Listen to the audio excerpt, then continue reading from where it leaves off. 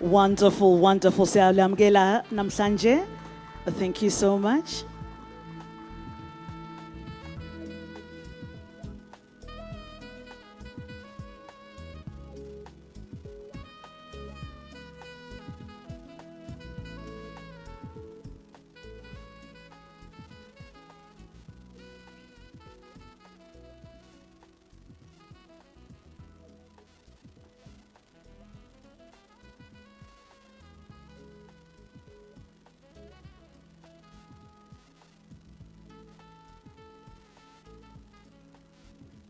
Ladies and gentlemen, thank you so much. You may kindly take your seats.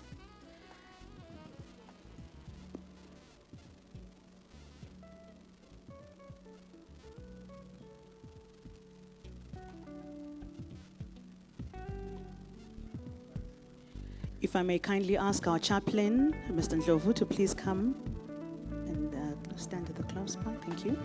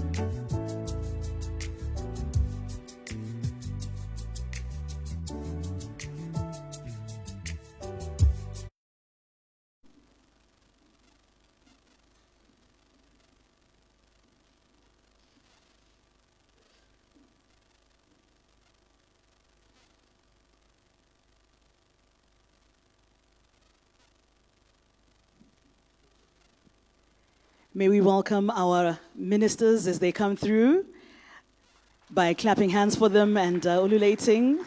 Salam Gela, thank you so much for being here with us this morning.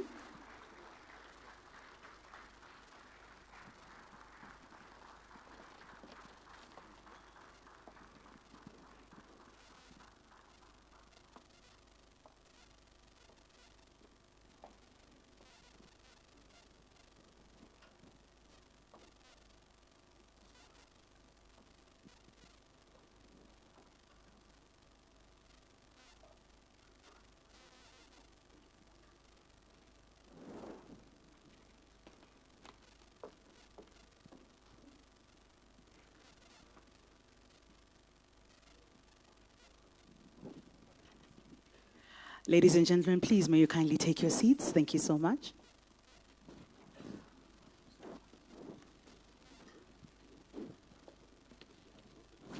Ladies and gentlemen, please may we rise. Apologies as we get to welcome the Vice President of the country. Thank you so much.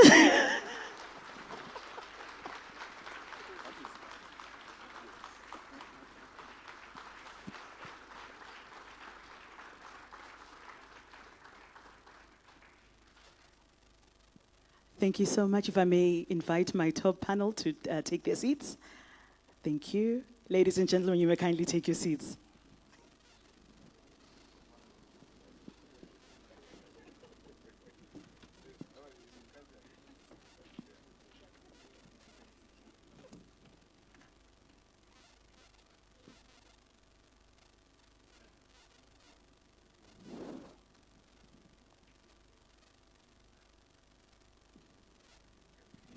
Ladies and gentlemen, may we rise as we welcome the President of the Republic of Zimbabwe, His Excellency, Dr. Idi Mnangagwa.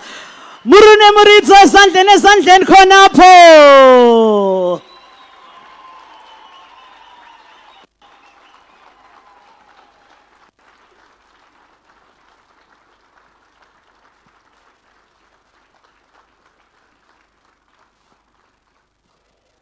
Ladies and gentlemen, as we prepare to begin with singing our national anthem, if I may ask all the gentlemen who are wearing caps and hats to kindly remove them, except for our service gentlemen who are in the military and in the police. Founders, the national anthem.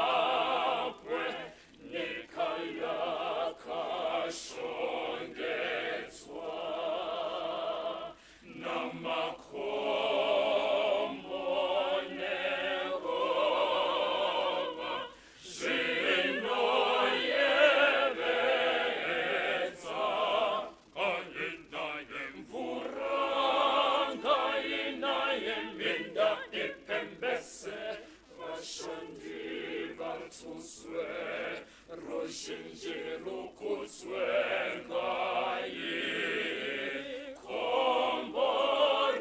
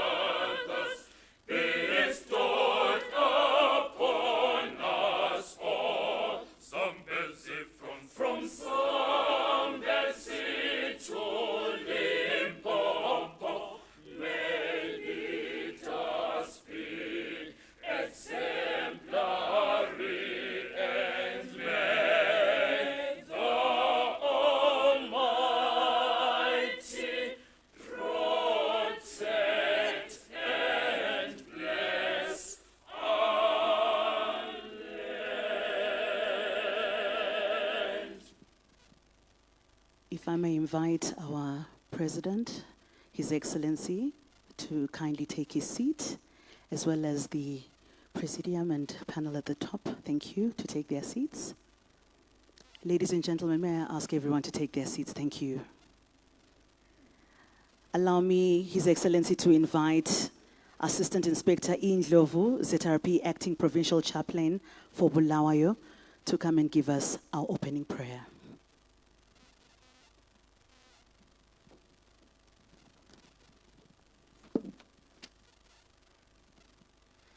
Good afternoon, His Excellency.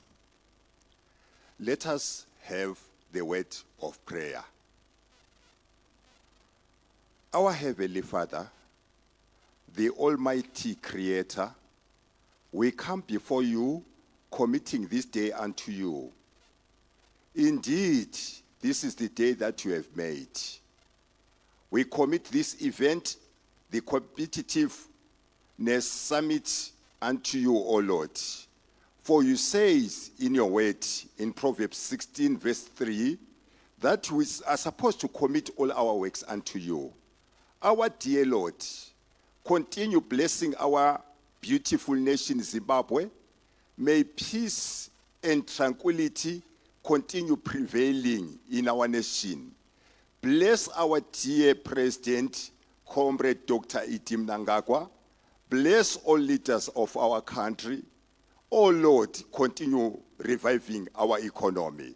I want to pray all this in the name of our Savior, Jesus Christ. Amen. Thank you, sir.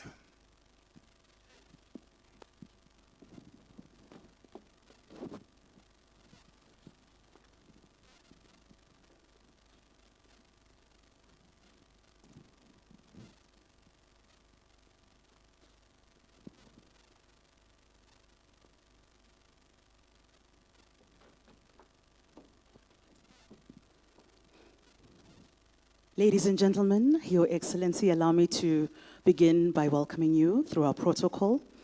His Excellency, the President of the Republic of Zimbabwe and SADC Chairman, Dr. Idim Nangagwa, Vice President, Honorable General Retired, Dr. CGDN Chiwenga, Vice President, Honorable Colonel Retired, KCD Mohadi in absentia, Minister of Defense and Chairman of the ZANU-PF ruling party, Madam OCZ Muchinguri Kashiri in absentia, Minister of State for Provincial Affairs and Devolution in Bulawayo Metropolitan Province, Honorable Mam Judith Ngube, Minister of Industry and Commerce, Honorable Mwabizita Mangaliso Ndlovu, all Cabinet Ministers and Deputy Ministers that are here present, the Secretary for Business Development and member of the ZANU-PF Politburo, Comrade Elifasi Mashaba, and all members of the ZANU-PF Economic Cluster here present, ZANU-PF Bulawayo Province Chairman, Comrade Jabulani Sibanda, members of Parliament that are here present, Chief Secretary to the Office of the President and Cabinet, Dr. Martin Rushwaya, all the Deputy Chief Secretaries in the Office of the President and Cabinet that are here present, Permanent Secretary for the Provincial Affairs and Devolution, Bulawayo Metropolitan Province, Mr. Paul Nyoni, Permanent Secretary in the Ministry of Industry and Commerce, Dr. Thomas Utete Wushe, other Permanent Secretaries here present, senior government officials, Board Chairperson of the National Competitiveness Commission, Mrs. Patience Chimuka, Executive Director of the National Competitiveness Commission, Mr. Philip Piri, other heads of state-owned enterprises here present, our special invited guests coming through from India and Mauritius, captains of industry and commerce and BMOs here present, members of the Fourth Estate, invited guests, ladies and gentlemen, and in big way, to our facilitator of day one, Mr. Ebo Rutsa, who's here present. Ladies and gentlemen, allow me to say, Dumelang, Muligaboto, Mabuyani, Mamukabwanji, Bonjour, Namaste, Maskatakanaka, Salibonani. Good afternoon, Your Excellency, and all our delegates here present, and welcome to the National Competitiveness Commission's NCC's Inaugural Competitiveness Summit 2025, right here in the city of Bulawayo, the city of kings and queens at ZITF, under the Ministry of Industry and Commerce, running under the theme, Building Sustainability Towards Enhanced Productivity and Competitiveness in Zimbabwe. And this conference has been running from the 19th to the 20th of February, 2025. Allow me, Your Excellency, to introduce myself. My name is Zandile Ndlovu, the Zazalicious one, the African Queen. Uma Gajeni, Indlovu lekhaya solimeluso kuba benyati, uma fohloza, isqapho pwesiqamla mayezi, sithiwoza. You are allowed to clap hands and ululate, ladies and gentlemen. Siyabonga kakhulu. We are in the city of kings and queens after all, and I am a queen of the city. Siyabonga.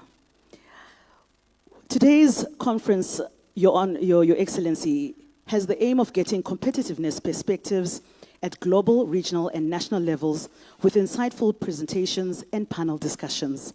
Therefore, it is my honor and pleasure, Your Excellency, to kickstart the launch of this inaugural summit.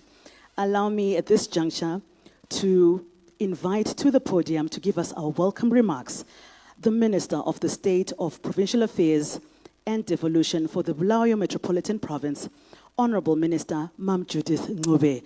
Please let's give a round of applause for her as she comes through.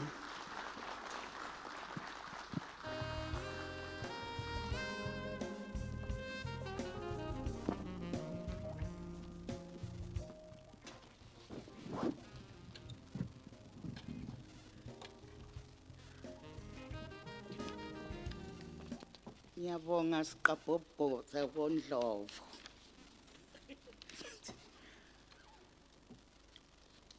Allow me to recognize the Director of Ceremonies, Intombi yakondlovu.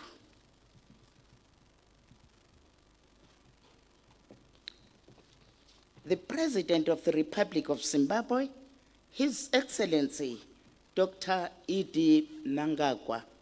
We do recognize you, Baba. Vice President, Honorable General Retired CGDN Chiwenga. Siyakunanzelela, Baba. Vice President, Honorable Colonel Retired KCD Mohadi in absentia.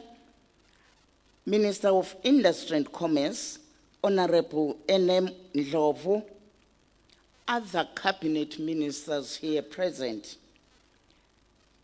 deputy ministers here present, Chief Secretary Baba Rushwaya, siyakunanzelela Baba, and Deputy Chief Secretaries here present, Permanent Secretary in the Ministry of Industry and Commerce, Dr. Thomas Utete Ushe, Permanent Secretary for Provincial Affairs and Devolution, Baba Unyoni Kobulawayo, other permanent secretaries here present, senior government officials, Chairperson of the National Competitiveness Commission, Umama P. Chimuka, and all the directors here present.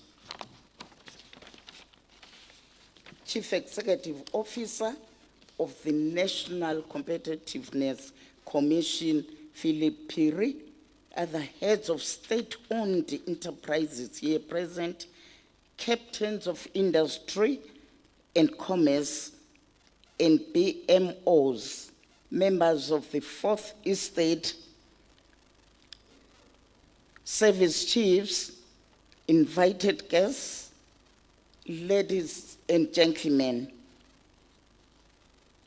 It is indeed an honor to welcome you all to our beautiful city of Bulawayo, and indeed to the Zimbabwe International Trade Fair exhibition grounds.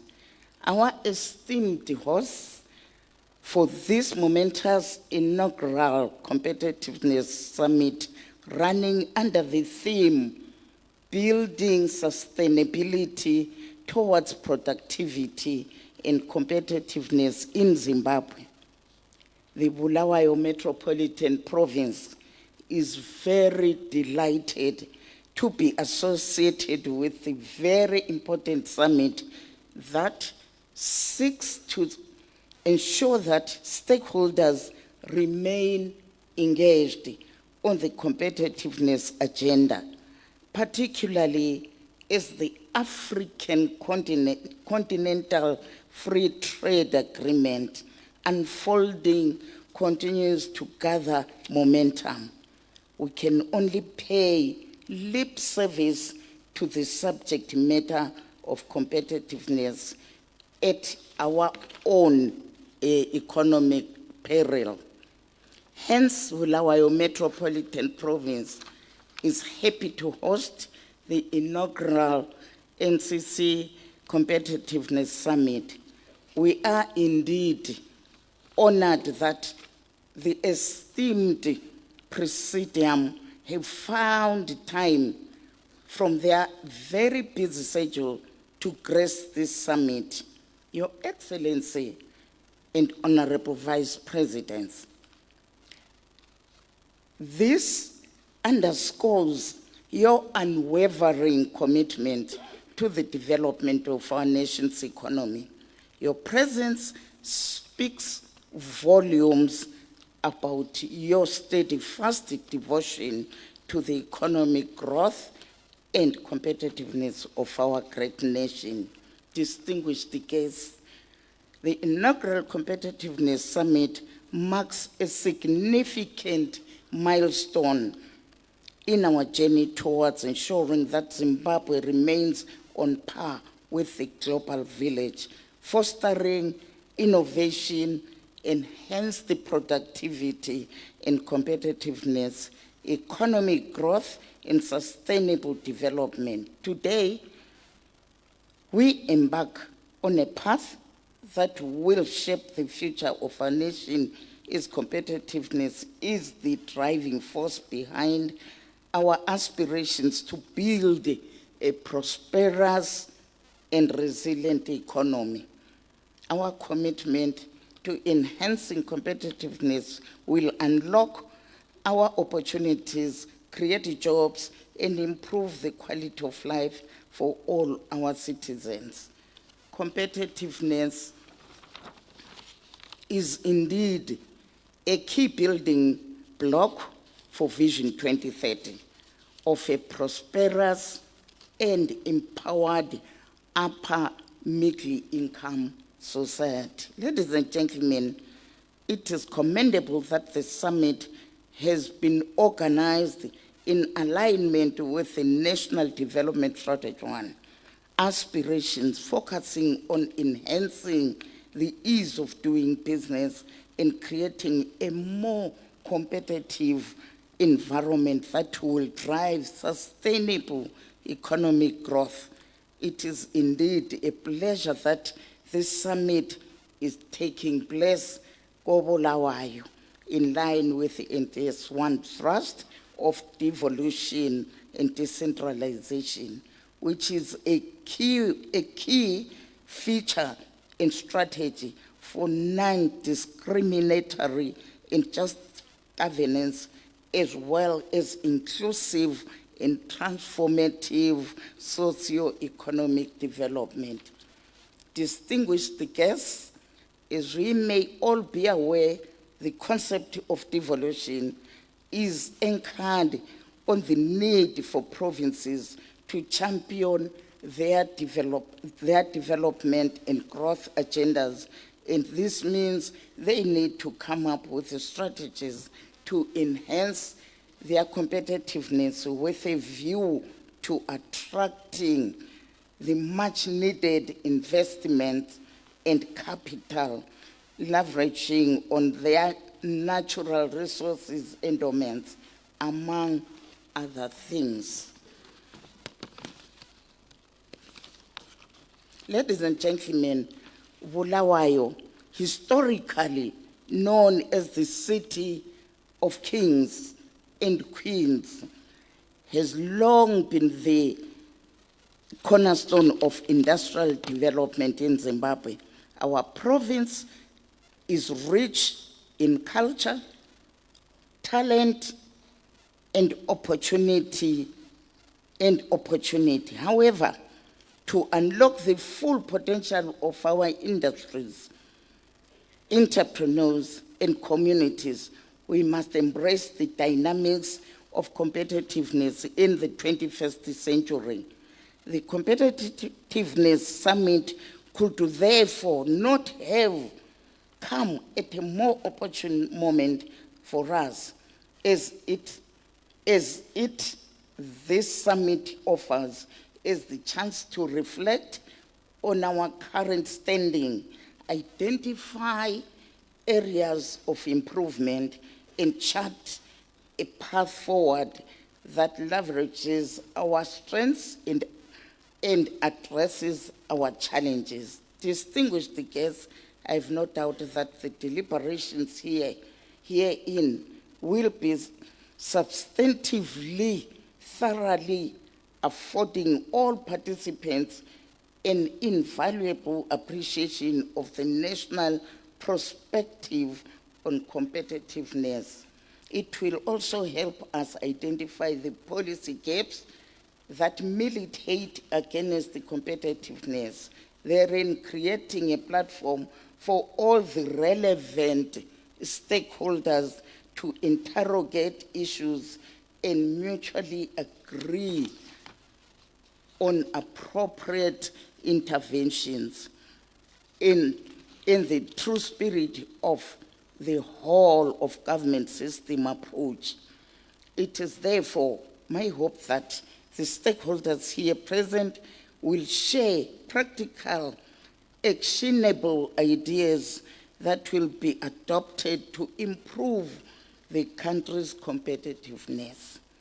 Your Excellency, distinguished guests, I wish you all a successful and productive summit. May the insights and connections gained herein pave the way for a more prosperous future for our nation. Let us leave this summit not just with ideas, but with actionable solutions that will enhance our competitiveness and improve the livelihoods of all Zimbabweans. Let me also extend my gratitude to the National Competitiveness Commission's Competitiveness Summit Organizing Committee and its partners for convening this key event in Bulawayo Metropolitan Province, emzini wamakhosi lamakhosikazi. For those of us who are visiting Zimbabwe and indeed the city of Bulawayo for the first time, I would like to take this opportunity to invite you to sample some of our premier tourism attractions. The Matopo National Park, a UNESCO World Heritage Site, is located just outside the city of Bulawayo, which is also home to the National History Museum of Zimbabwe, one of the largest and most comprehensive in Southern Africa. Only 295 kilometers from the city of Bulawayo is the iconic Hwange National Park, Zimbabwe's largest national park, and offers excellent wildlife viewing. An extra 100 kilometers from Hwange will take you to the famous Victoria Falls, another UNESCO World Heritage Site that is renowned for being the world's largest waterfalls, a spectacular sight of awe-inspiring beauty and grandeur on the Zambezi River. It's so amazing. Don't miss that opportunity. Please do not leave Zimbabwe without testing these magnificent tourism treasures. Ladies and gentlemen, I want to thank you so much. His Excellency, thank you.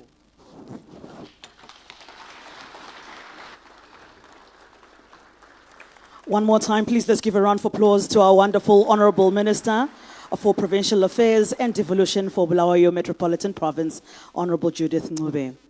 Your Excellency, allow me to introduce to you one of our all-weather friends, as this summit is an inaugural summit. A lot of work has been done in the line of competitiveness in other spheres across the globe. And today we have the privilege of having Professor Amit Kapoor, who's coming all the way from India. He's the honorary chairman of the Institute of Competitiveness India, and he's here to share his knowledge on the regulatory impact assessment as a key driver to competitiveness experience from an international perspective. Please, let's welcome Professor Amit Kapoor.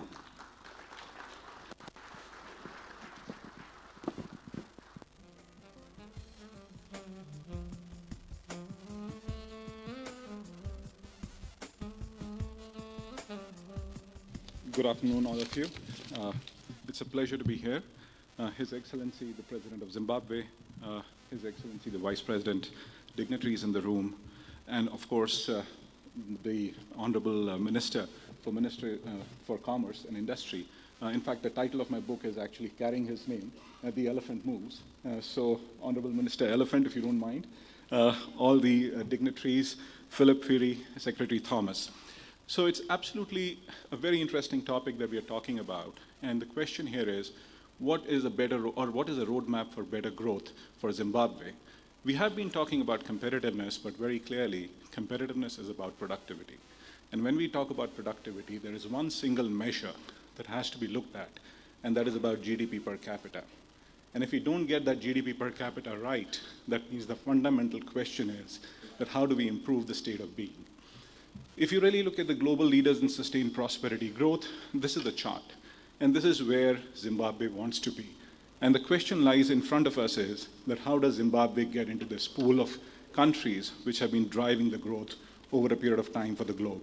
If you talk about the momentum is carried forward by countries like India, China, US, etc. And Zimbabwe can be part of the pack. You can see countries which were way back in the past. And if you really talk about India, India is not something which was unique about 30 years back.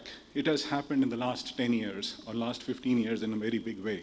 So that means the potential exists. And what do you think Zimbabwe needs to do? The trajectory for Zimbabwe, when it says it has to be a middle-income country and beyond, what we need to look at is there are two things that we need to do. One is employment share in population. How do we increase that? The second is how do we improve the GDP per capita for the people? How do we actually improve the state of being? And that needs to happen. But what is the hill to climb? What are the challenges in front of Zimbabwe today? There are four big challenges as I look at it. One is the shared prosperity challenge, the jobs challenge, the policy implementation challenge, and of course the global winds of change. Very quickly, if you talk about the shared prosperity challenge, Zimbabwe today on prosperity is ranked 149th in the world. But again, India is at 92. So it's not that you're in a very bad company or whatever. And on social progress, you're 137. India is 110. So what we really need to do is that if you talk about competitiveness, competitiveness is not only about productivity. It is also about social progress. It is about quality of life. And how do we imbibe these whole set of principles within the state of being? If you talk about Zimbabwe, the shared prosperity challenge, we are at the bottom left of the graph. The question in front of me is that how do we really make the country move forward at the top right of the graph? And I have a few ideas in terms of what needs to be done here.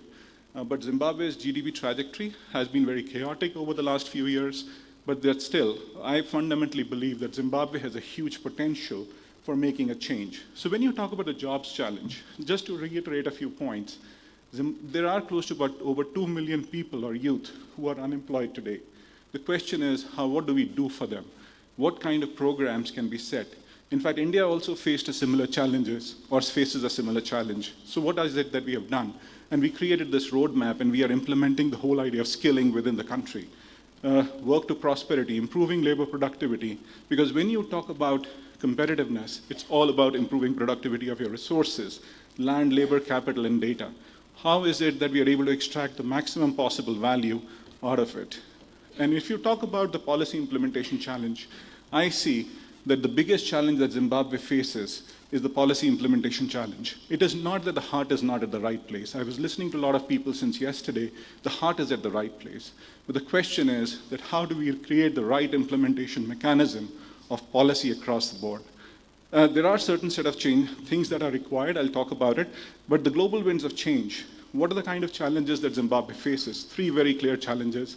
Underinvestment in infrastructure, because if you really want to move people, move goods, infrastructure has to be right.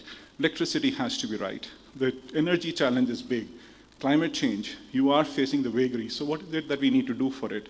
We need to create our irrigation systems, brain drain and skill shortages, create a skilling program, have a very clear-cut understanding of what happens in clusters, what happens in various levels of geography within the country. Because if I really dig deeper into Zimbabwe, there are options or there are opportunities which are absolutely humongous. And what are the things that are benefiting Zimbabwe? Geopolitics, clearly. Abundant natural reserves. This is one of the richest resources or resource countries in the world. So what is it that we should do to really pick it forward? So when I talk about the opportunities as an alternate supplier, what are the strategic perspectives? Mining and minerals. It is not just about extraction. It is about creating value on top of it. So if you talk about extraction, can we create units? In fact, in the morning, if I understand, Honorable President was at one of the units for this kind of an industry. So we create more of those over a period of time. Agribusiness, create value-add products on it. You know, the fundamental thinking in the minds of people is that it is all about high-tech and low-tech. There is no industry called high-tech or low-tech. There are just firms which are high-tech or low-tech. Agriculture can be so high-tech. Talk about Israel as a country which has done so much with agriculture, what India has been able to do with agriculture. Talk about renewable energy, talk about tourism. Well, how do we increase the footfall? How do we create that ecosystem that people are able to spend their dollars when they actually end up coming here? So what is the roadmap for better growth? So there are new goals, new development principles, new policy priorities, and a new implementation model. So when I say the broad ambition for Zimbabwe, it has to be about creating prosperity, and prosperity with social progress. And there has to be a 4S framework.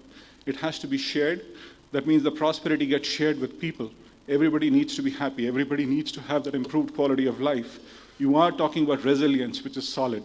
When you talk about sustainable, with the climate change, irrespective of what the world is saying, climate change is real. Zimbabwe faces it all the time. And how do we create that social coherent system wherein everybody goes together? So what we need to do is create competitive jobs, create a skilling program. And when you talk about economic development, so what we need to do is create entry-level development opportunities for low-skilled labor. We need to do that. There are industries that which you can focus on. There is so much opportunity. It's a great English-speaking nation. There is so much that can happen around with using the skill set of people. And there is to be a structural transformation, which I'm calling a structural transformation 2, and which is about creating those economic vulnerable, taking care of things wherein you're talking about creating development opportunities for workers, for women, and extractives that are there in the country. It is also about competitive firms. And how do I create the environment for competitive firms is a very important issue. Because what Zimbabwe faces today is informality. The question today is that how do I really move from informality to formality? How do I create a tax structure which is friendly, which makes people come into the ambit of taxation? There are great examples from a country like India. Until about 2017, we had a very low tax base. People were trying to evade tax. Digitization helped, and the tax base has exploded. So there are opportunities you can learn and take things forward. So what are the new priorities for action? Sector and location-specific growth initiatives. There are 12 distinct territories in Zimbabwe, or what you're calling as provinces. Each of these locations should identify what are the areas that they need to focus on. What is it that they need to really do for their states? Because there are in unique set of what I call positives for each of the locations, enabling social policies, strengthening the markets, which is one of the clear things that needs to be done. If you talk to me, and if I say Zimbabwe's competitive edge lies in many set of things. So that is about resources, very clearly, create value around it. Young and skilled labor force, which has to be focused very clearly, create programs in the long term, and then strategic location affirmation.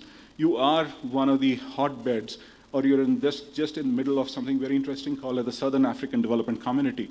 So there is a possible opportunity that lies there, and so on and so forth. So you can do so many things here, but the most critical element is going to be about social and economic development. And when I say social economic development, skill development, because there are two areas, if the country gets it right, that is when country prospers. That is education and health. If we get it right, everything else is actually taken care of. Because when you say competitiveness is a marathon, it is not a sprint, and the marathon requires years to happen. So that is what we should really focus on. And strengthening effective markets, so you have to talk about those priorities: manufacturing, agriculture, energy, and so on and so forth. But if you really talk about one of the biggest things that I would like to say here is that we need to create a competitive government. And when you talk about competitive government, what are the three things that need to be done? Coordination across government. What I do find is that the government in Zimbabwe, sorry to say that, works in silos. A more integrated view to development needs to happen. And if you get that right, things will start giving you a great return over a period of time. Build capacity within the government. The biggest P for people across the world is that governments are over capacity. I totally disagree with that point.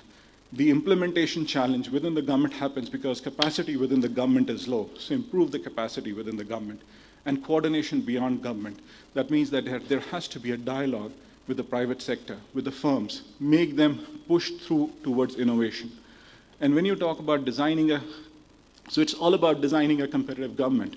But when you talk about what is it that we do less, do more, or do differently, but something very interesting that I said was industrialization and agro-processing. Talk about development of cities, create those as hubs, youth and skill programs, social protection, policy fragmentation that exists. We need to take care of that. We need to remove the policy fragmentation, create trade policies and infrastructure investments.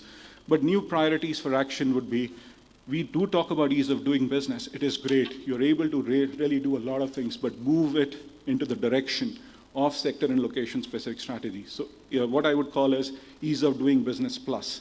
Infrastructure development, but create regulatory reforms on top of it. SME and industrial development, talk about innovation. Talk to your universities and create innovation. And when you talk about trade and investment traction, strengthen the attractiveness to the firms. But at the end of the day, what is it that we are really talking about? What needs to happen? So there has to be a strategic action from moving from policy structures to thinking, which has to be embedded in the minds of people. When you talk about competitiveness, all of us make a mistake of thinking that it is only the government which has to do things. No, each one of us in this room. When I say each one of us means the government, the not-for-profit, the firms, they all have to come together to create a prosperous Zimbabwe.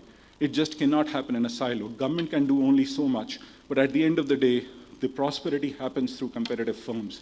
So firms have to take a leeway in terms of moving things forward.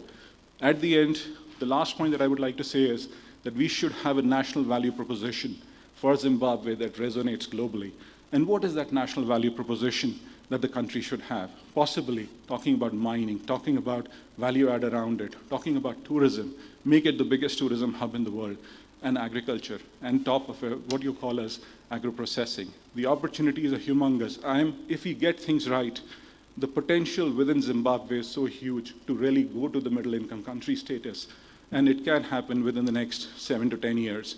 Maybe a little longer, but the potential exists if we get things right. But remember, competitiveness is a marathon, not a sprint, and it is for the long term. Thank you. Honorable President, I've had the opportunity of writing the competitiveness roadmap for India. If you don't mind, I would like to present you my book and the work that I've done for the Honorable Prime Minister in India and give it to you and present it to you.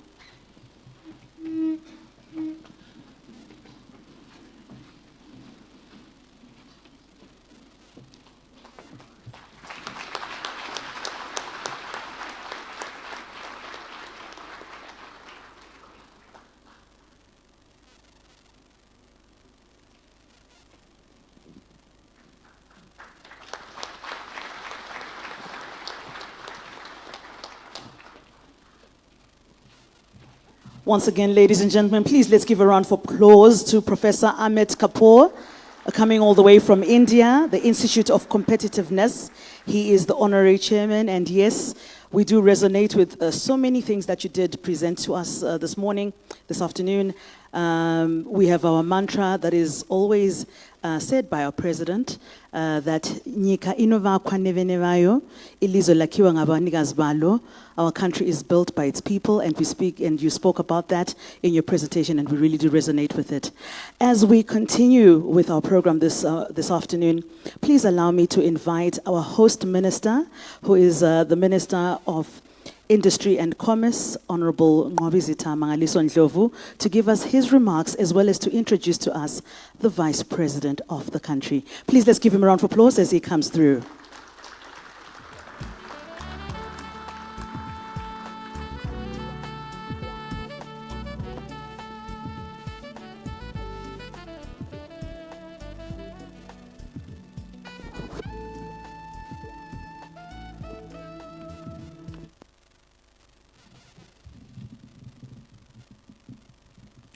Thank you very much, Program Director. Now we so happen to share the same name with the Program Director. So all the accolades that she was saying apply to me except this Kapopo part. Your Excellency, the President of the Republic of Zimbabwe, Head of State and Government, Commander-in-Chief of the Zimbabwe Defense Forces, Comrade Dr. Emerson Damutso Mnangagwa, the Honorable Vice President, General Retired Dr. C.G.D.N. Chiwenga, our Minister of State for Provincial Affairs and Devolution, Honorable Judith Ngube, colleague ministers here present, deputy ministers. I cannot do the protocols better than the Master of Ceremony, so I'll write on the protocols already established. I am greatly honored to address you at this inaugural Competitiveness Summit, which convenes under the highly relevant theme, and I quote, building sustainability towards enhanced productivity and competitiveness in Zimbabwe, close quote. Competitiveness is the cornerstone for any country's growth and sustainable development, and Zimbabwe is no exception.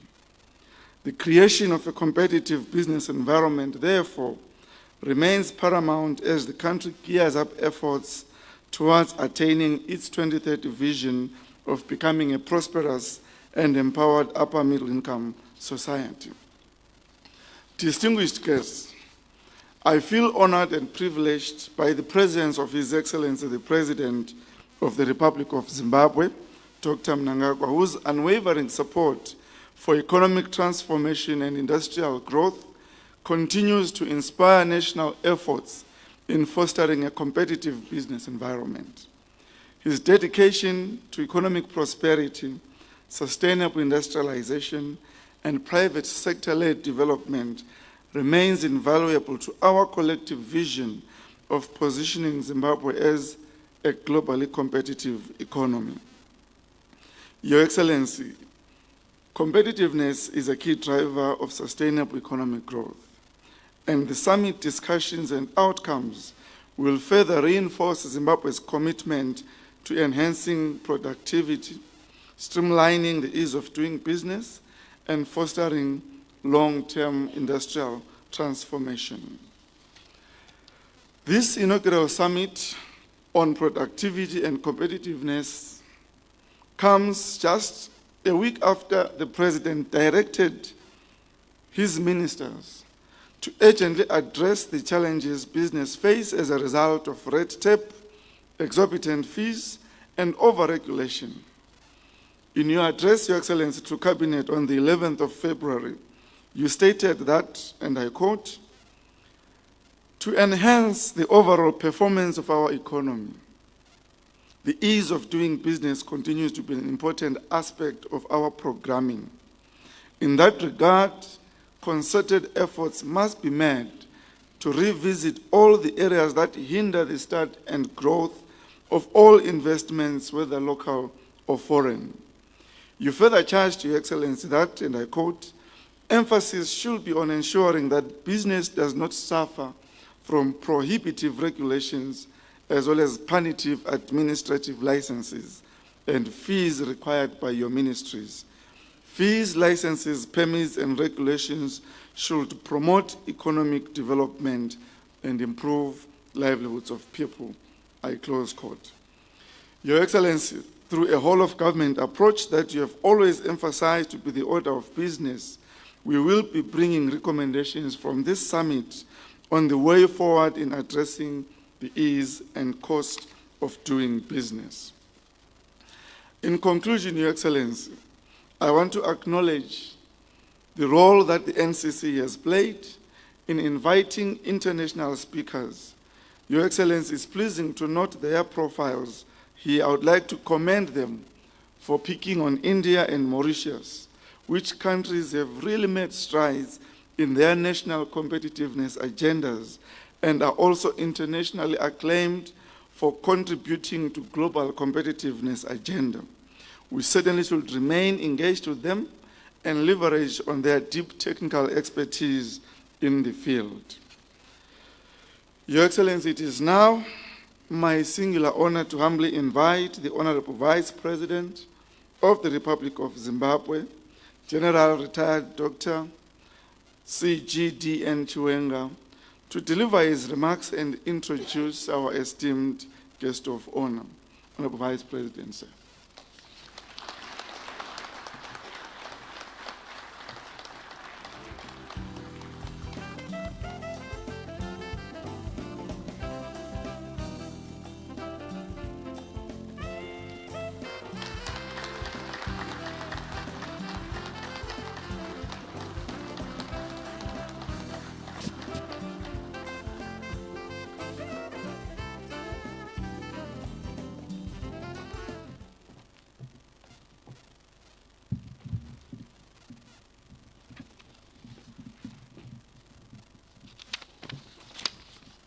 Where's the Njovukazi? Director of Ceremonies, Njovukazi of Bulawayo, Zandile.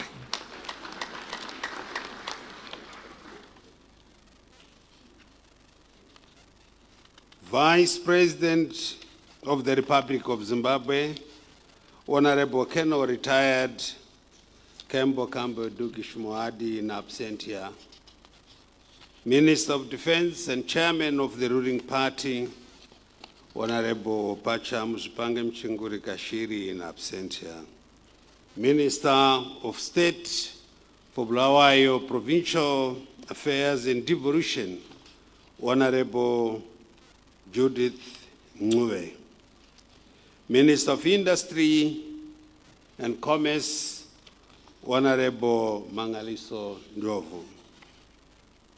Cabinet ministers here present, Chief Secretary to the President and Cabinet, Dr. Martin Rushwaya, all protocols observed.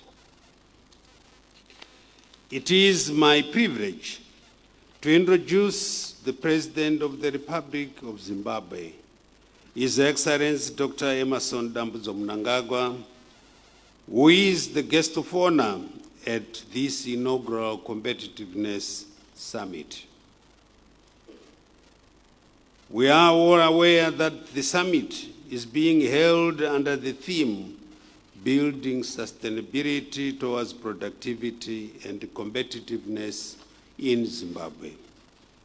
The theme aligns well with the guest of honor's steadfast commitment to achieving sustainable, inclusive, and equitable economic growth, as outlined in National Development Strategy 1. This trajectory will continue to inform and guide us into National Development Strategy 2.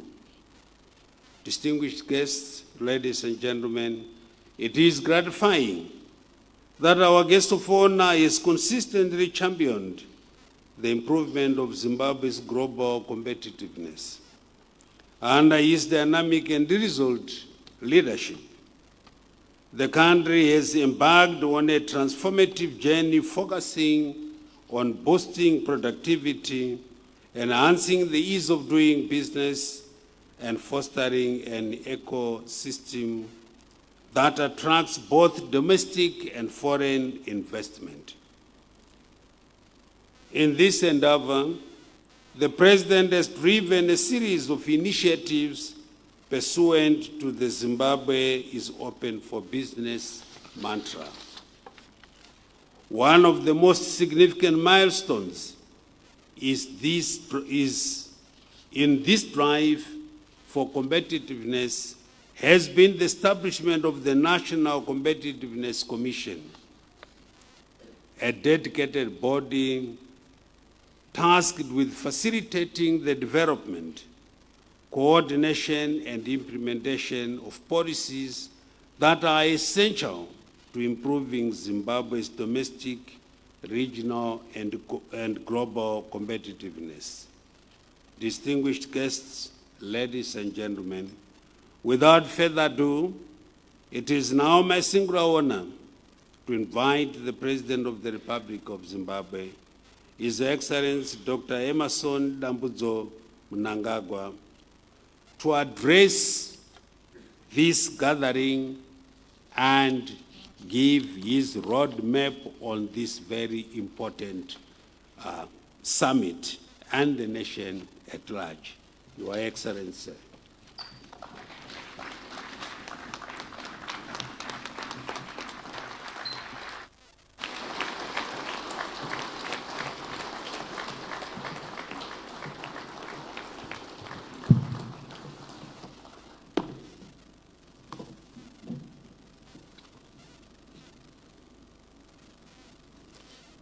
Kindly be seated.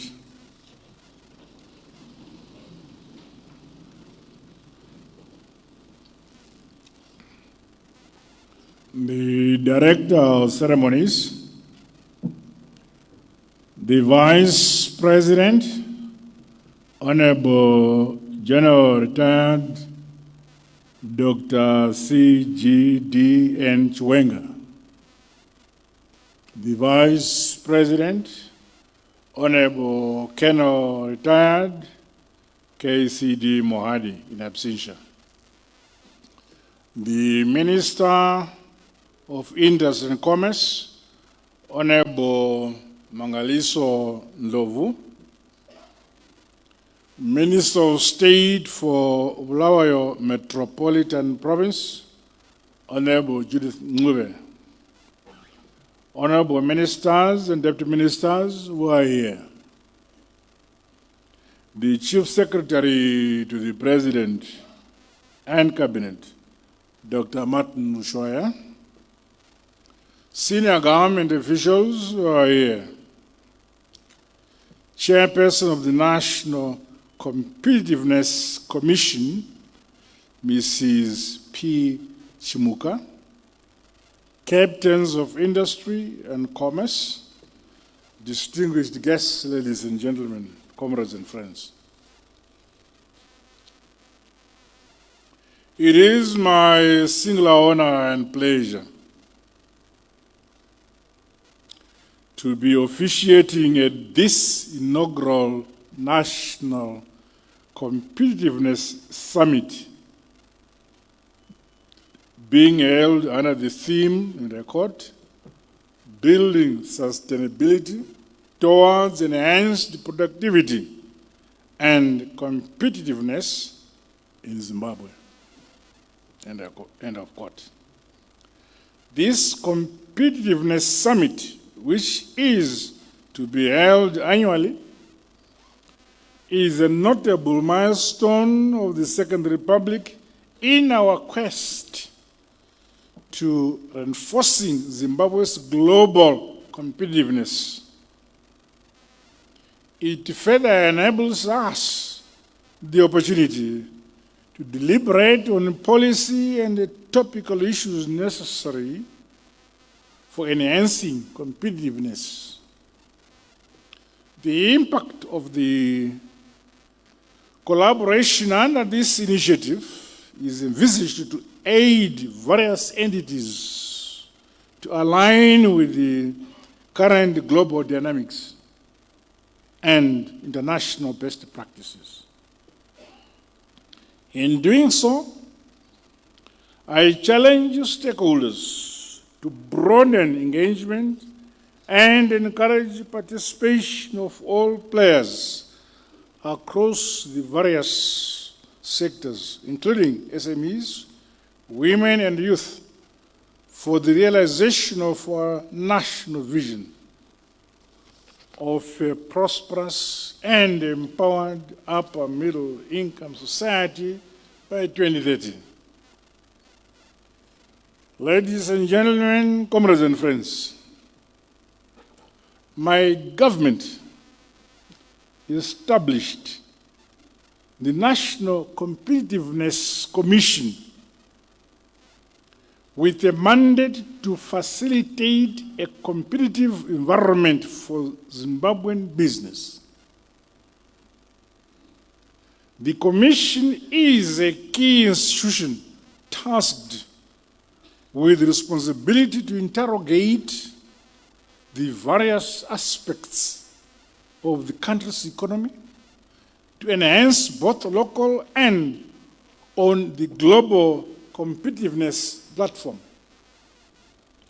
As you are aware, the first edition of the National Development Strategy is coming to an end in 2025. Efforts are underway to develop the successor program, the National Development Strategy 2, NDS2. This is said to be anchored on fiscal discipline, macroeconomic stability, as well as robust trade and investment as critical drivers for improving productivity and competitiveness. The NDS2 will prioritize value addition and industrialization, particularly in the manufacturing sector. The aim is to increase the sector's value from the current US 4 billion to over US 10 billion through a strategic focus on value chains in the different sectors. I commend the National Competitive Commission for identifying notable local and international specialists in the field to be on the agenda of this event. Zimbabwe stands to benefit from the shared experience. Additionally, the production of the annual Zimbabwe Competitiveness Report by the National Competitiveness Commission, which informs policy interventions to address factors that militate against national competitiveness, is uploaded. The report will undoubtedly inform the ease of doing business reforms.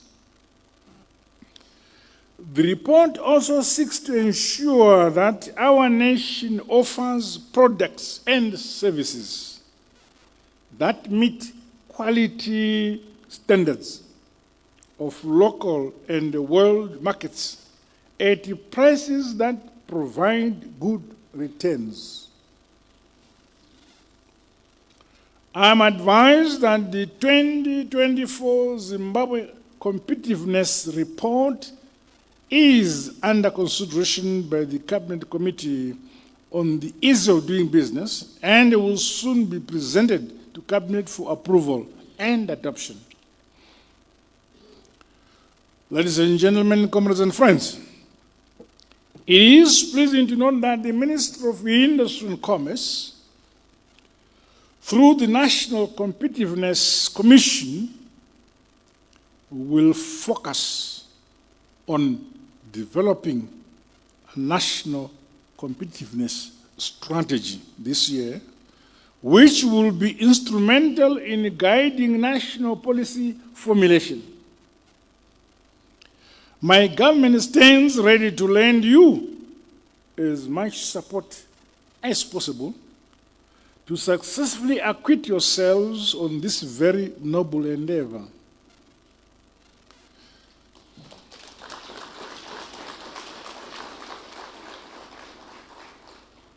This inaugural competitive summit has therefore come at a very opportune moment for us.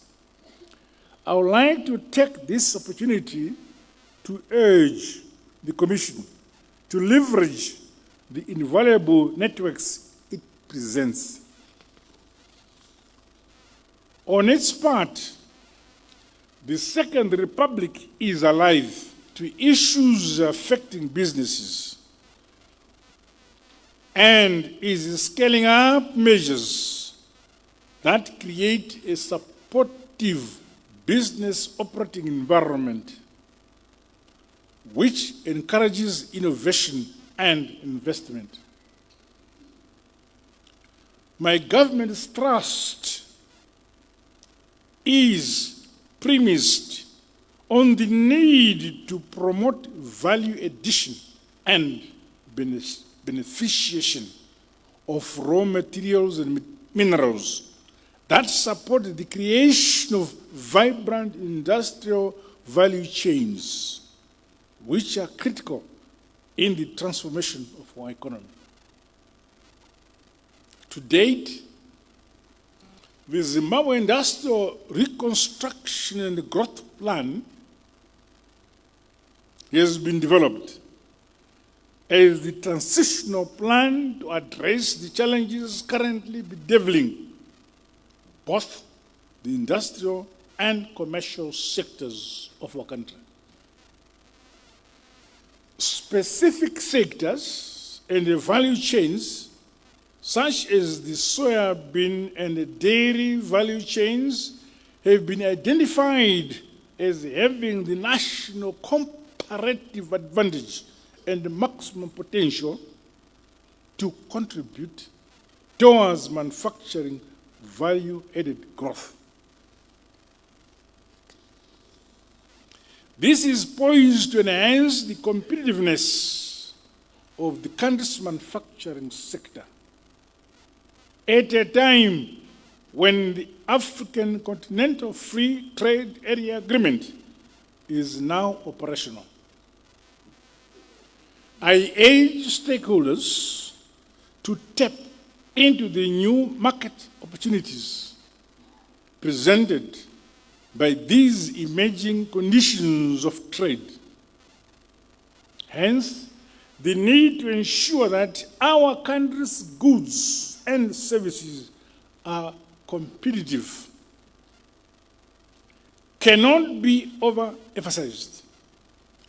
All sectors, therefore, have a duty and responsibility to embrace the competitiveness agenda and take it to another level. On its part, my government remains committed to working with all stakeholders, including the private sector, development partners, and academia, in addressing impediments affecting the country's global competitiveness. The building blocks are already there in the form of the abundant God-given natural resources, highly educated and hard-working human capital, as well as our heritage-based development policies and programs. All these resources must be fully exploited and blended for enhanced competitiveness and sustainable development. Distinguished guests, and comrades, it is commendable that one of the objectives of this summit is to proffer resolutions that inform competitiveness policy interventions by government, while also insulating our economy against the global shocks.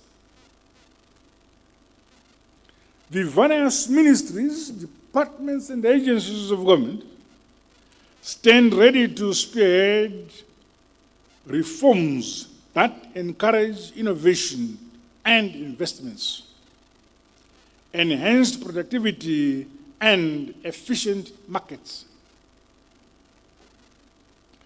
We must all work in tandem and not at cross purposes to achieve overall economic growth and improved standards of living of our people. It is critically important that as we undertake the various internal stages, we should think with the bigger socio-economic picture in mind to achieve global competitiveness. Collaboration between the public and the private sectors remains essential for a thriving ecosystem. It is my hope, therefore, that recommendations from this summit will aid in the formulation of sustainable reforms to enhance competitiveness, critical for attracting both local and foreign investment and increasing confidence in our economy. With these remarks, it is my honor to wish you fruitful deliberations and to declare the 2025 Inaugural Annual Competitiveness Summit officially opened. God bless you all. God bless Zimbabwe.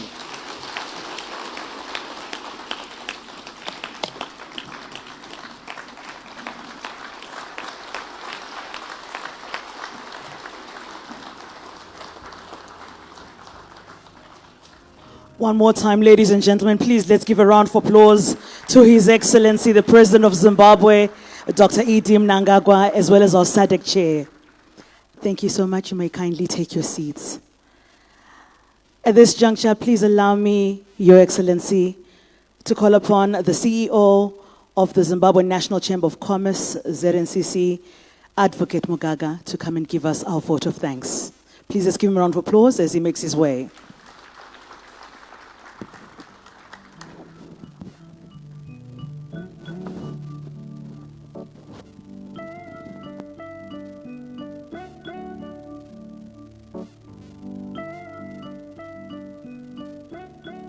Significant to continue encouraging me as I'm coming to the front.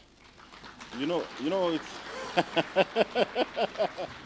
it's not always easy to move, but thank you so much. Our Director of Ceremonies, Umama Zazalicious, she's looking so good. Let's put our hands together for the way she did. I think we can all see she's representing the true picture of our nation, Zimbabwe, dressed well. The President of the Republic of Zimbabwe, Your Excellency, Dr. Idi Mnangagwa. Thank you so much for gracing this occasion. I think yesterday, from the very moment we started this event, a lot of players, in particular private sector players, there'd been a strong feeling to say possibly we are not heard enough. But to have a head of state coming, to say I'll headline such an important platform, I think we can't take it for granted. Let's put our hands together for his presence. Thank you so much, Your Excellency. The Vice President of the Republic of Zimbabwe, Honorable retired Dr. C.G. D.N. Chiwenga, thank you for making it also. We respect your presence. Minister of State for Provincial Affairs and Devolution, Blair Metropolitan, Umama Judith Ngube. Thank you. Let's put our hands together for Mama. The hospitality was next to, just you can't compare, in the city of queens and kings. My brother, most of the time, Your Excellency, when I look at my ID, one thing I'd learned is I was born a bit earlier than Minister of Industry and Commerce. So sometimes I don't know whether to call him a young brother or what, but he remains my minister. Thank you, Honorable Minister. Other cabinet ministers here present, deputy ministers, Chief Secretary to the President Cabinet, Dr. Shwai, my brother, thank you very much. Permanent Secretary, Wabawushe, all protocol observed. I could have begun by saying, hallelujah. You know how the president says hallelujah, isn't it? It would have given us that energy, but thank you very much. As we draw to the close of this insightful competitiveness summit, I would like to express our most sincere gratitude to our highly esteemed guest of honor, Your Excellency, the President of the country, Dr. Idi Mnangagwa, for gracing this prestigious inaugural annual competitiveness summit. We continue respecting that. Your Excellency, finding time from a busy schedule, not just being the head of state for Zimbabwe, but also being at the helm of SADC as the chairman, I think all in the room will agree that a lot is happening. There's a lot on the plate as we speak. Just recently, you were in one of the countries speaking into the conflict in DRC, which we are taking leadership on, and we don't take it for granted. We know the Great Lakes region has not been stable at the moment. May this day be etched in the history of Zimbabwe as the day that set the platform for the nation's unwavering commitment to leave no stone unturned as we develop the building blocks for a more competitive operating environment in which businesses can survive, business can thrive. Indeed, having such an event has set the tone for us. At this juncture, as I represent the private sector too, I would like to thank the Minister of Industry and Commerce, the National Competitiveness Commission, the board chair, and your team, our speakers and panelists, both local and from outside the borders, and all participants who have made it to this successful day. Let's put our hands together just for making it to this particular event. Ladies and gentlemen, we now can all attest to the fact that competitiveness is a cross-cutting, broad subject. You know, when I listened, Your Excellency, to Minister of Agriculture, Dr. Masuku, speaking into agriculture and how competitiveness is a serious subject on that, you can't help. If the thinking was competitiveness is just maybe a manufacturing issue, I think everyone and anyone who was in the room could agree that it's a multifaceted subject beyond that. As such, we all have a role to play. I listened to your speech, Your Excellency. Keywords you said, collaboration between public and private sector. It remains critical for a thriving economy. We say gone are the days where you point to each other and just say them. Naturally, you know, when you point, what happens to the fingers? 4 of them really come towards you. So we look forward to work together and continue working together as we always do on that. The need to address our regulatory environment cannot be emphasized as espoused by our international speaker. You heard our brother from India as he spoke into competitiveness, quite interesting observations in that. We drew some very useful lessons to improve the regulatory environment. Let me take this opportunity to specifically thank Dr.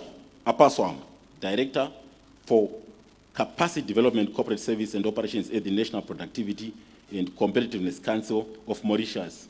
Maybe you can just stand wherever he's seated. My brother from Mauritius. Yes, thank you very much. You can see him. And obviously, our Professor Amity Kapoor, the Honorary Chair of the India Institute for Competitiveness. Thank you very much. We continue calling upon all stakeholders, both the private sector and public sector, to work towards especially making competitiveness the key subject, with African Continental Free Trade Area becoming a reality, as you said, Your Excellency. Gone are the days when we continue pushing to say, let's close the borders, we certainly don't learn much lessons, especially if you look at the transatlantic zone, USA, Europe. The push has been closing borders. To them, it's America first. To them, it's Brexit. But we believe one African continent with borderless society can make us better off. Your Excellency, your dedication to fostering growth, innovation, and prosperity, it continues inspiring all of us. And let me take also this opportunity to wish us all a happy National Youth Day commemorations, a very significant day, which is also a message to young people out there that competitiveness is not just a subject for us in the room, but the future generation should look at it and admire to know that Zimbabwe's future is bright and guaranteed. May the Lord bless us all. Thank you very much for gracing the occasion. As I leave the stage, if you don't mind, Your Excellency, I will just come and congratulate you also for gracing this important event as well.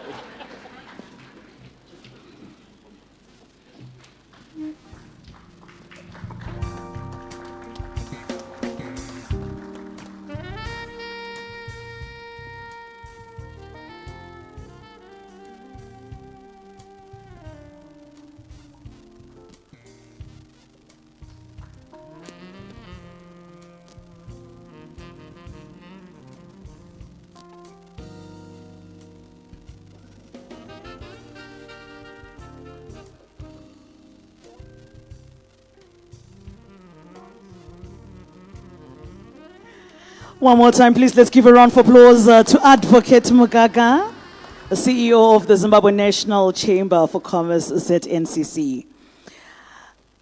Your Excellency, I would like to, at this juncture, call upon a very beautiful lady who is at the helm of the National Competitiveness Commission as our board chairperson.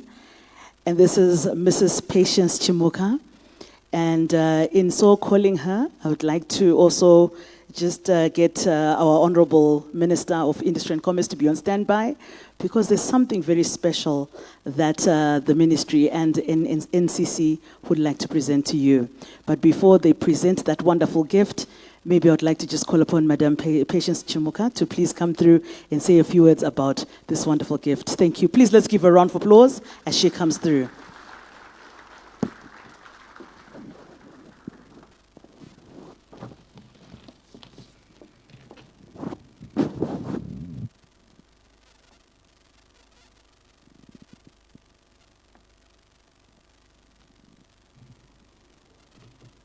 Thank you.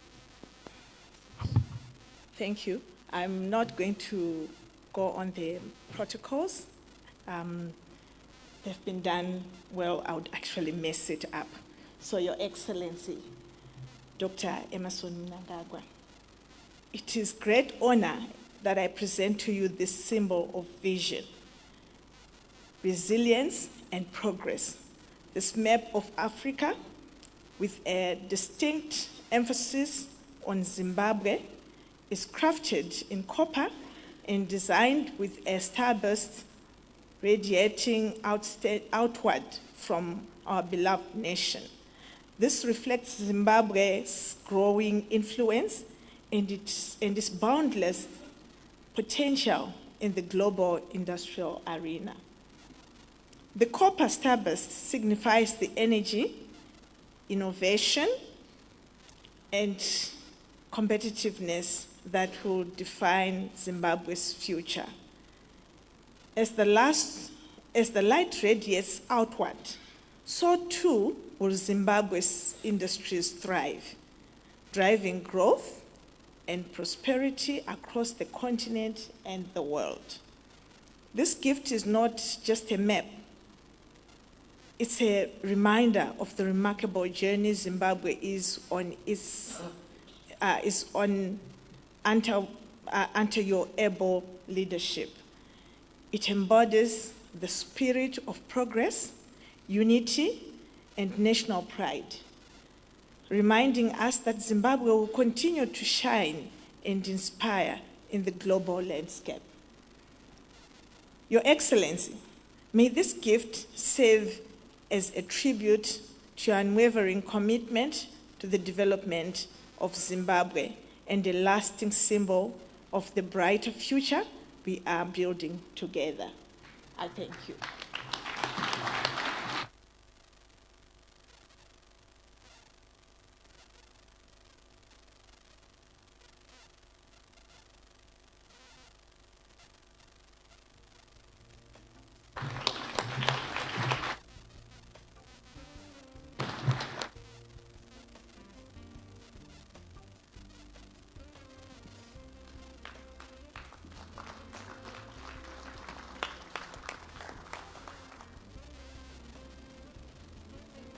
If I may just invite our media just to quickly come through and take those wonderful pictures.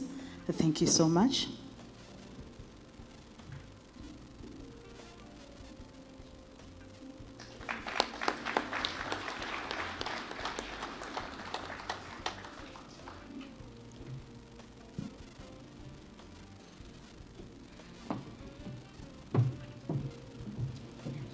Thank you so much, ladies and gentlemen. You may kindly take your seats.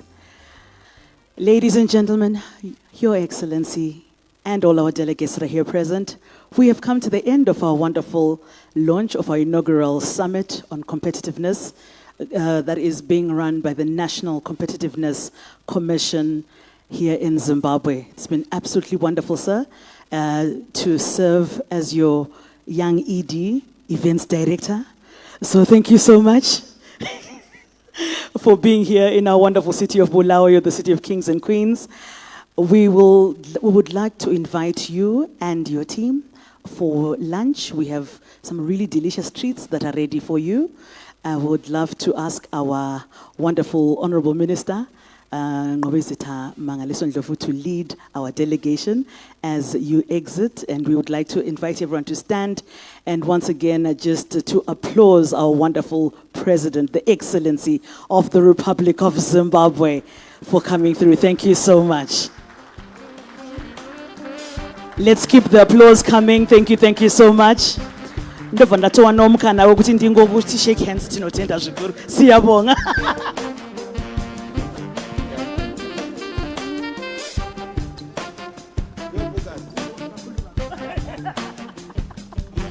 Let's keep the applause coming, ladies and gentlemen, as the President and his entourage exit the building. We would like to invite our ministers, our cabinet ministers, to please follow suit.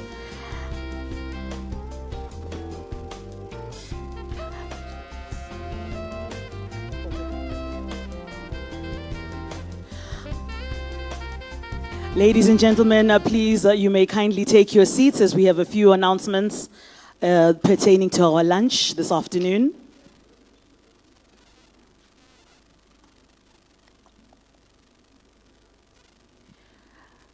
Thank you so much for your kindness and patience this afternoon as we get ready for lunch. Our meal tickets are by the security checkpoint which we used in our entrance. So please make sure as we exit the building, you'll get your meal tickets by the exit security checkpoint, and then turn right to enter into our second auditorium where lunch will be served. So please make sure you do get that ticket for your lunch, otherwise they may not be able to serve you if you don't hold it. Ladies and gentlemen, it is my favorite time of the afternoon. Pasipe Mino Ministries, Ngapansi Komakala Ministries.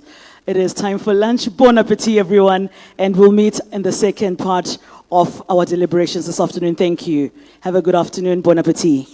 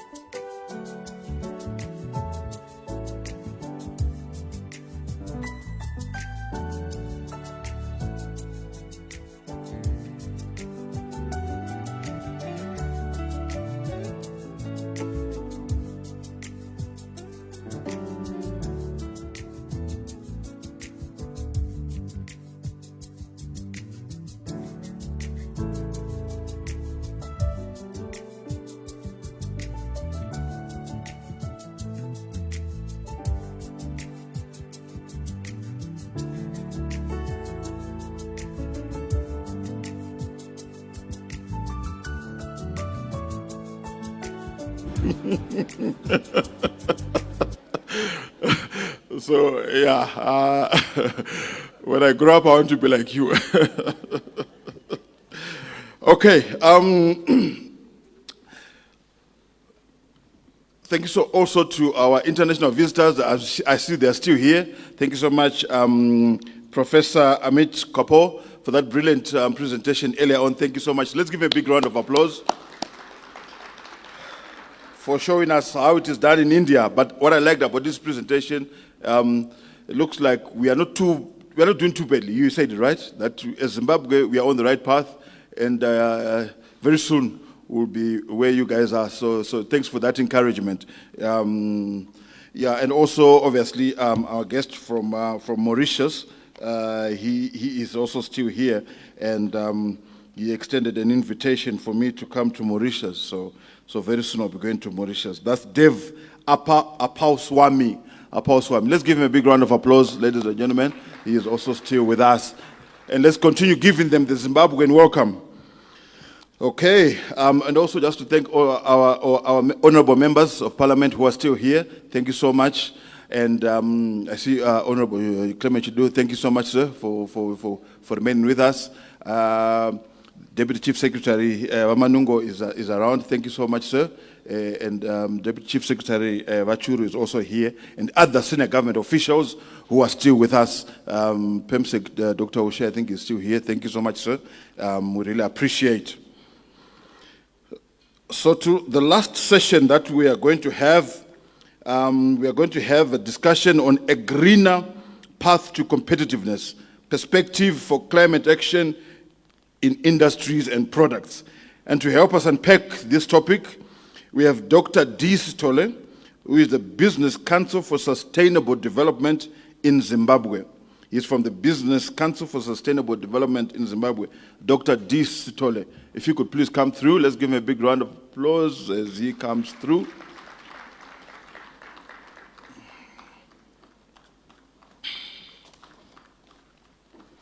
I know we've just had our lunch, but I'm sure with the energy to give him a resounding welcome, a big, yeah, thank you very much.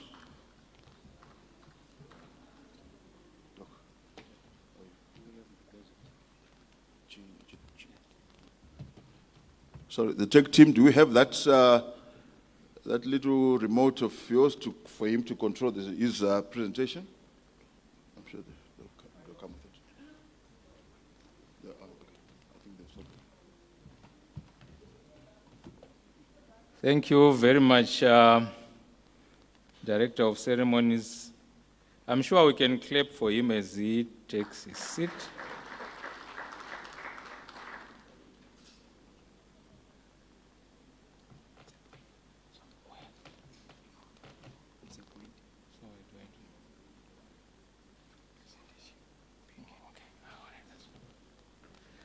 Thank you. Let me start by thanking the organizers of this event, the NCC, for inviting me to talk through a subject that is so close to my heart. I'm sure, in the interest of time, let me also ride on the already observed protocols and just acknowledge the presence of the senior government officials. Thank you very much for staying through this session. Okay, I'm sure we can start. So in terms of what I want to cover, I want to speak briefly about the Business Council for Sustainable Development in Zimbabwe. Why do I need to do that? I think yesterday, the Honorable Minister of Agriculture, Wamasuka, talked about the need for coming together of businesses in talking through the issues of sustainability and also addressing government, of which the BCSDZ has been doing that and continues to do that. So I'll just give a brief introduction about the BCSDZ. Climate change is about greenhouse gas emissions. It's a bit of science, but I will simplify it. So I also talk through that, but quickly take a deep dive into the issues that are affecting Zimbabwe. So how Zimbabwe is affecting the climate and how Zimbabwe is also being affected by the climate change phenomena. I think that should be quite close to us as a people. We have fresh minds of Cyclone Idai, just maybe to give a bit about Cyclone Idai, to put things into context. In my other life, I'm a lecturer, so as we interact, I'll ask one or two questions so that we move together. Thank you. What is the average rainfall of Region 3 in Zimbabwe, those who did geography? I've been given 10 minutes, don't worry, it will fit. Average rainfall for Region 3 in Zimbabwe. Geography teachers, we can blame this on you. Okay, it's around 600 millimeters. So you find that what happened in the Eastern Islands is that 600 millimeters is the amount of rainfall that is received in Region 3. And if you ask those who are in agriculture, for you to get a maize crop that reaches maturity, you need at least 450 millimeters of rainfall evenly spread, so you can get a mature crop of maize. But that 600 millimeter amount of rainfall was received within or in less than 12 hours, and that is climate change. So that is why we couldn't explain what was really happening. So I will talk about that, and then obviously talk through the response measures. Then I will also speak through the paradox and obviously the key messages for industry and also for government. Okay, so the Business Council for Sustainable Development in Zimbabwe was formed in 1993, immediately after the Rio 8 Summit. Those who follow sustainability issues, you are quite aware that in 1992 there was the Rio 8 Summit, and at the Rio 8 Summit, in fact, it is considered as one of the most successful meetings on the environment. Why? Because there were three conventions. One, the United Nations Framework Convention on Climate Change. Two, the Convention on Biological Diversity, and also the Convention to Combat Desertification. So the three of them were agreed to at the Rio 8 Summit. So immediately after that, the leading corporates in Zimbabwe came together, and then they formed, then it was called the Environmental Forum of Zimbabwe. So if again you know what has been happening in Zimbabwe, you know that Emma was not yet born, because Emma was born in 2003. So which means business already appreciated the importance of sustainability, and they came together on their own and formed the Business Council for Sustainable Development of Zimbabwe. And who are these organizations? We have the leading corporates, then it was Delta, it was the old mutuals, the Tenals, the Triangle, then even the big mining houses, the Rios. So they came together and formed this organization. And you can also notice that even though we are a network partner of the World Business Council for Sustainable Development, it was actually formed after us. So it's one of the oldest in terms of sustainability in the country. And it's run by a council. The current council chair is Mr. Macheza, who is the MD of Manika Board and Doors and the immediate past president of the CZI. So that's about the BCSGZ in a very, maybe, summarized manner. So, I'm sure a lot of people are always blaming industry, to say industry are the polluters, industry do pollute, and we call them polluters. But what the figures I am showing are telling us is that, as you can see, this red one is land use change, and forestry. In other words, these are emissions that result from the land changes that happen. If you change land from a forest and then clear it and develop a settlement, you release the carbon that is in the soil. So you contribute to emissions. Or if you transform a certain, maybe grassland into an open land for agriculture, for settlement, so you release the emissions. So you find that in Zimbabwe, the way in which we are actually contributing to emissions is largely through those land use changes. So as we open more land for agriculture, for settlement, that is what we are contributing. And if you combine with that, if the Honorable Minister of Agriculture was here, I would say it's the Honorable Minister of Agriculture and the Honorable Minister of Environment who have the greatest contribution, because if you combine 53 and 23, you're already on 76, so it's already 3/4 of the emissions in the country come from those two. And then if we then try to go through the time series to say what has been happening since 1990, the same story is told. So you find that since 1990, or from 1990, the largest proportion, over 75% throughout, comes from agriculture, comes from forest. So those are the major issues that contribute to emissions that cause climate change in the country. So the very small sector that is in red there is what industry actually contributes directly, that is. But indirectly, obvious, we know that the bottom one, which is purple, is energy generation, which is the thermal power stations, and most of the energy is actually used in industry. So you can then take part of what is generated from the power stations and then add it to industry, which is in red. So it then increases. So we have industry, we have agriculture, we have forestry, and energy as the main contributors. This one, I think yesterday it was touched on the major hazards.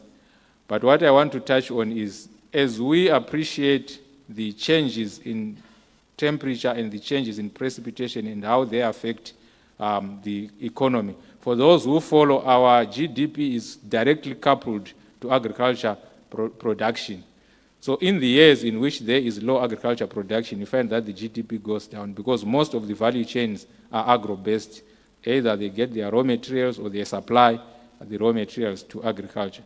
So this map then, which shows us the changes of up to 9% in terms of precipitation, in terms of temperature, then tells us the impacts. Just to appreciate the impacts of maybe 1 degree change, if your temperature is 36, 37, and you go to a hospital, to a clinic, and it's on 40 or 39, you will be seriously ill. So it also applies to other biological processes and even industrial processes.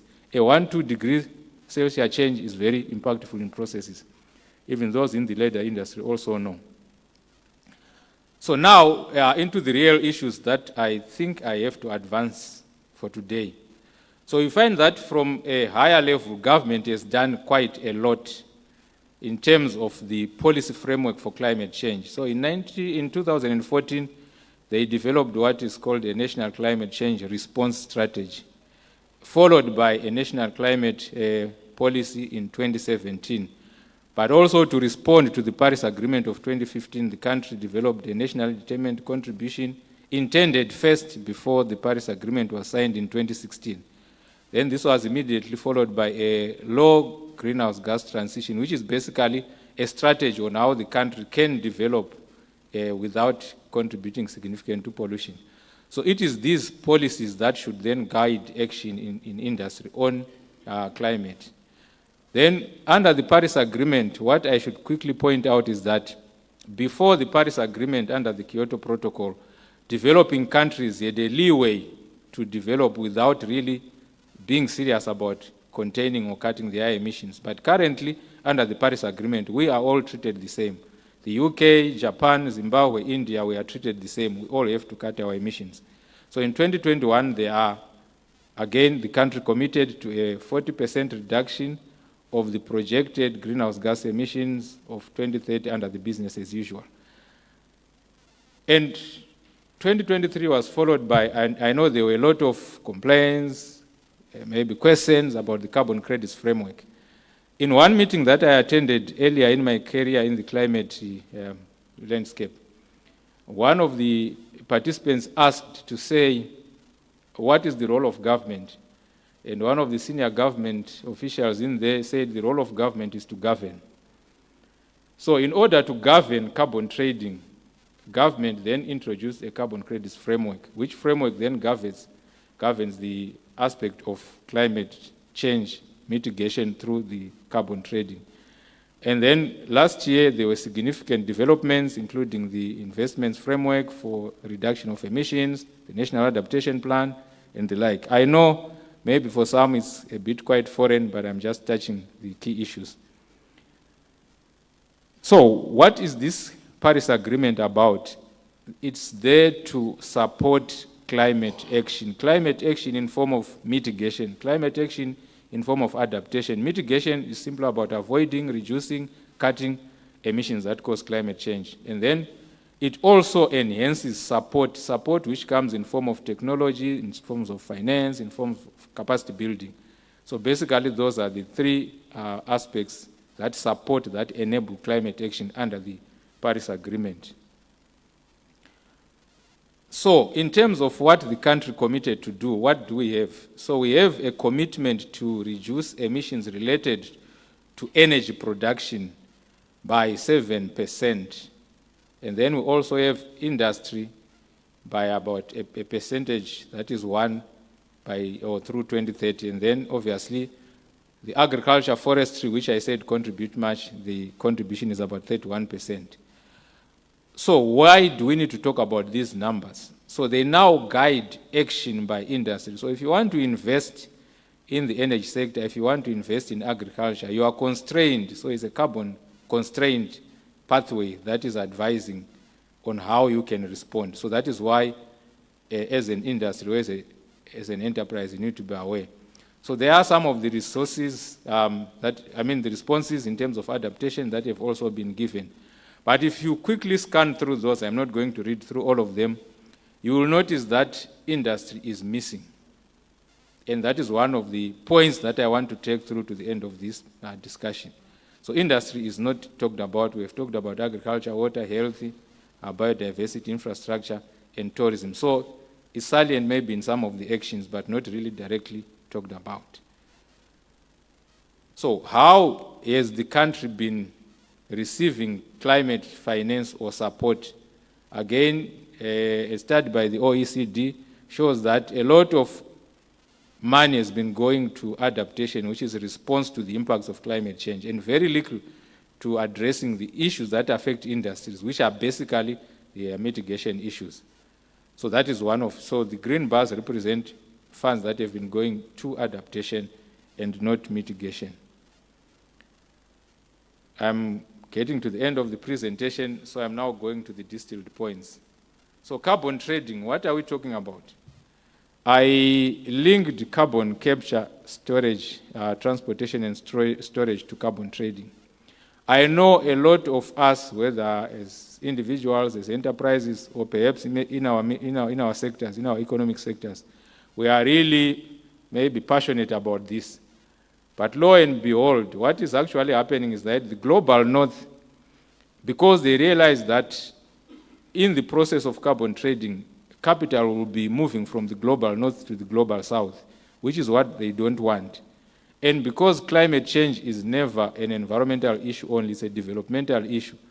So in order to counter that, they've already started some discussions.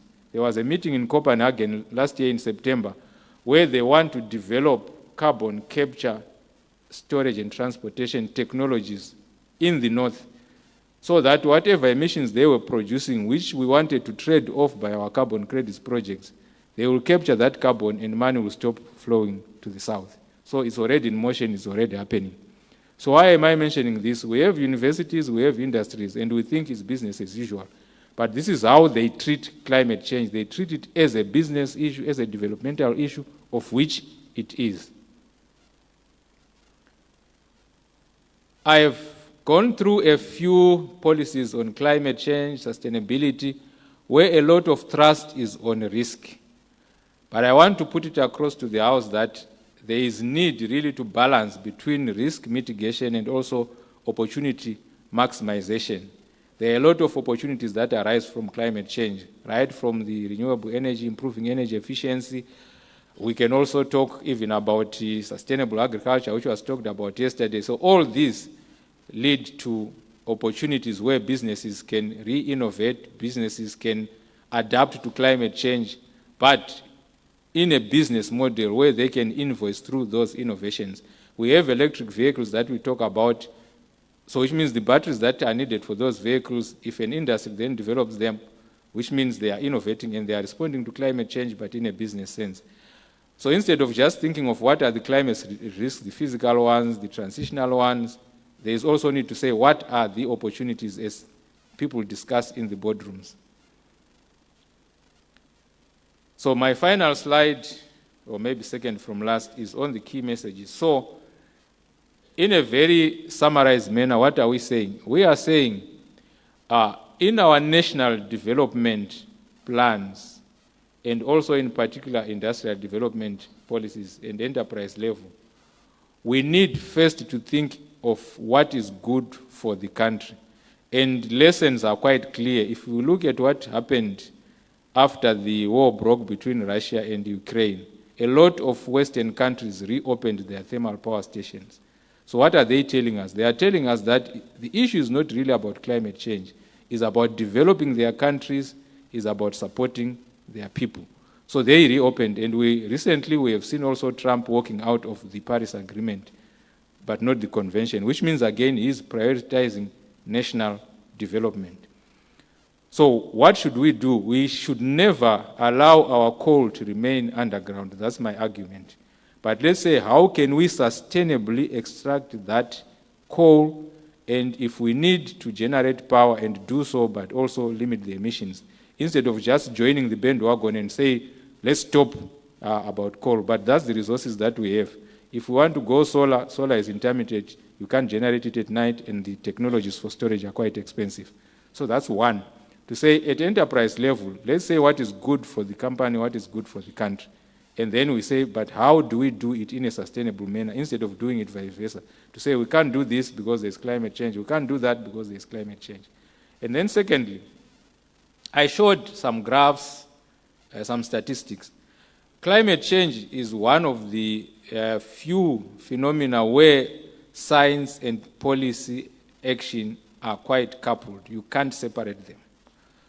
So you don't make a decision based on what is popular. You make a decision based on what science is saying.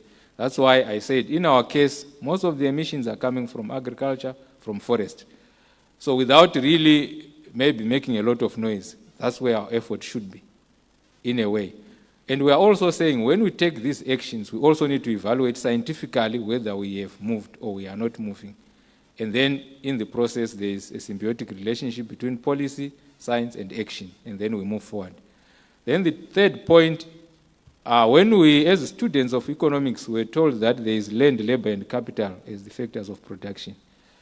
But now we have to sit back a little bit and say, okay, where does sustainability come in? Because you will have land, labor, and capital, but you have a carbon-constraining policy, or you have a technology that becomes a stranded asset because of climate change.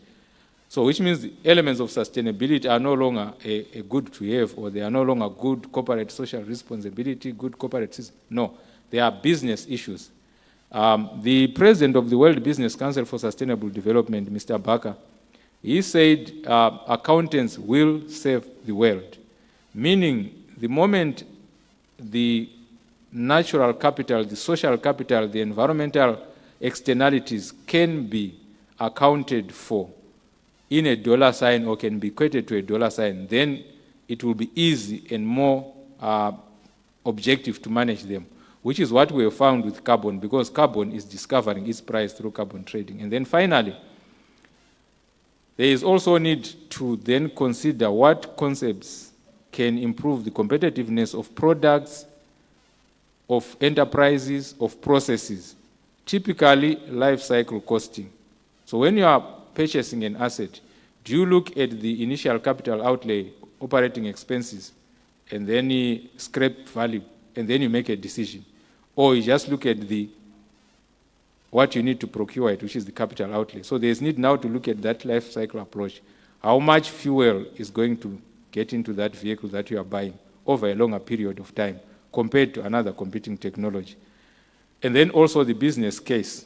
What are the revenues that can possibly be generated from this process, from this product, linking them to other environmental issues? And then if boards can internalize externalities that are to do with climate change, it then will help in the decision-making, in the developing of strategies, tracking the same, assigning responsibility of different board subcommittees, and obviously the relevant issues. So if we manage to do that, I'm sure brick upon brick, we can build competitiveness for our industry. Thank you, Mr. Chairman.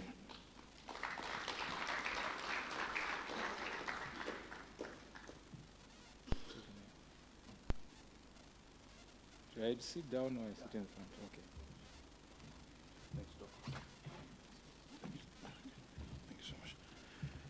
Let's give a big round of applause to Dr. Sithole, talking about very important issues to do with sustainability. I think that's, these days we call it what, ESG, That's the term that they're using these days. And you cannot talk of competitiveness without talking about your environment as well. Our next topic, or rather our next discussion, is on building human capital and institutional capacity for enhanced productivity and competitiveness. I think yesterday, I think it was Dr. Chigumira who spoke about to say, you know, your human capital these days is actually your greatest source of competitiveness.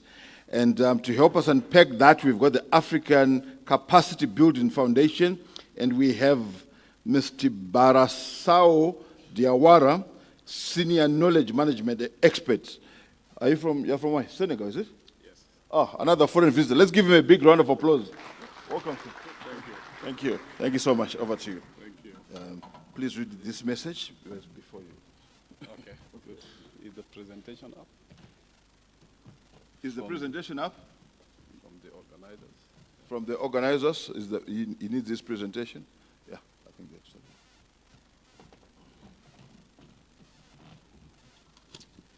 it. Thank you very much, Mr. Moderator. Good afternoon. And congratulations to NCC for this wonderful summit. I think it's unique, at least from my side. I think this is the first time I'm seeing a summit on competitiveness. So congratulations.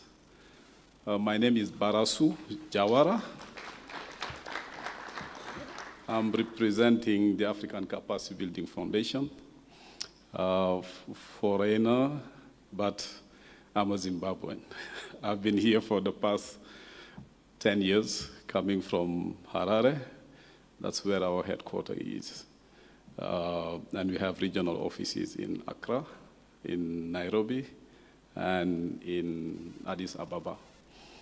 ACBF is a Pan-African organization doing capacity building. It's a specialized agency of the African Union in charge of capacity building. We've been established in 1991, and Zimbabwe is our host for the past over 30 years. If the presentation is ready, if not, I think I can just proceed that way. What I wanted to share today is what ACBF is doing in this area of competitiveness. How do we see human and institutional capacity building, and how it could be linked to competitiveness. Those two dimensions, human and institutional capacity building, are actually the ingredient for competitiveness. If you look at skilled individuals, they actually are the drivers of innovation and efficiency. You take the other side, which is the institutional capacity building.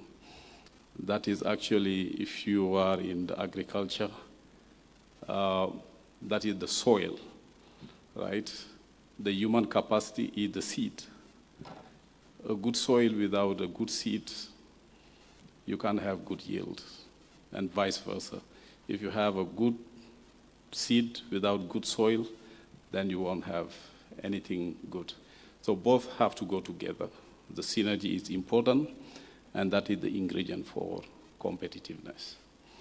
At ACBF, the instrument we use for human capacity building is called the Ubora Academy. Ubora in Swahili means, oh, thank you. There is the presentation. Ubora in Swahili is the term that means excellence.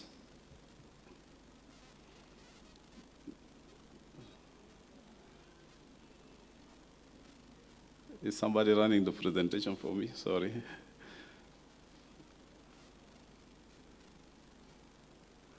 Okay, let me stop at this slide just to show the statistics we have. This is from the World Bank in terms of human capacity index. if you look at the map, Africa is actually light green, meaning that we are not doing well compared to other continents. I think that is the key message. Yet, what I was saying is human capacity is an important ingredient to competitiveness. The second map I wanted to show, this is from ourselves, the Africa Capacity Building Foundation, called the Africa Capacity Report,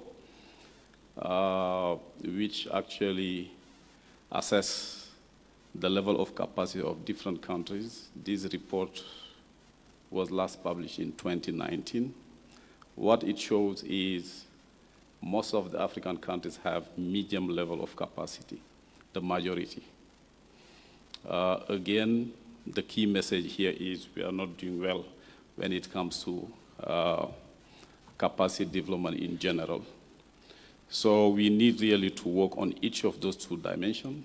As I was saying, at ACBF we have the Ubora Academy, which is a platform that we use for training, which is a proxy for human capacity building. Beyond the training, there is mentorship, but also coaching, which are important really to have the skills that are needed. But this is recent. In the past, if you want to know ACBF, look at the Women's University of Africa that was established with the support of ACBF. And the example I can give when you look at institutional capacity building, is the next speaker, which is Zepari, was established with the support of ACBF. If you look at institutional capacity building, at ACBF we have what we call the institutional accelerator model, which we use actually to help different institutions get to the level that is required for them to actually deliver on their mandates.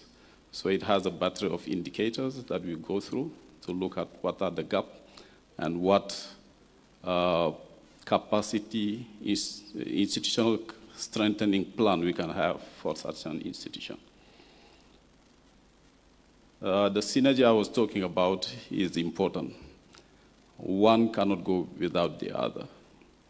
And here, of course, I've gone very far to take the case of Singapore, which has invested a lot in education, skill building, but also institutional strengthening. And we've seen now the result and where Singapore is in terms of socioeconomic transformation, but also in terms of business development. The case of South Korea is also worth mentioning. I'm sure most of the colleagues here knows. But really for them, they have put emphasis on the 3 I's: investment in education, innovation and research and development, but also institutional reform. So we should not be afraid of reforms. They are always fruitful and quite helpful.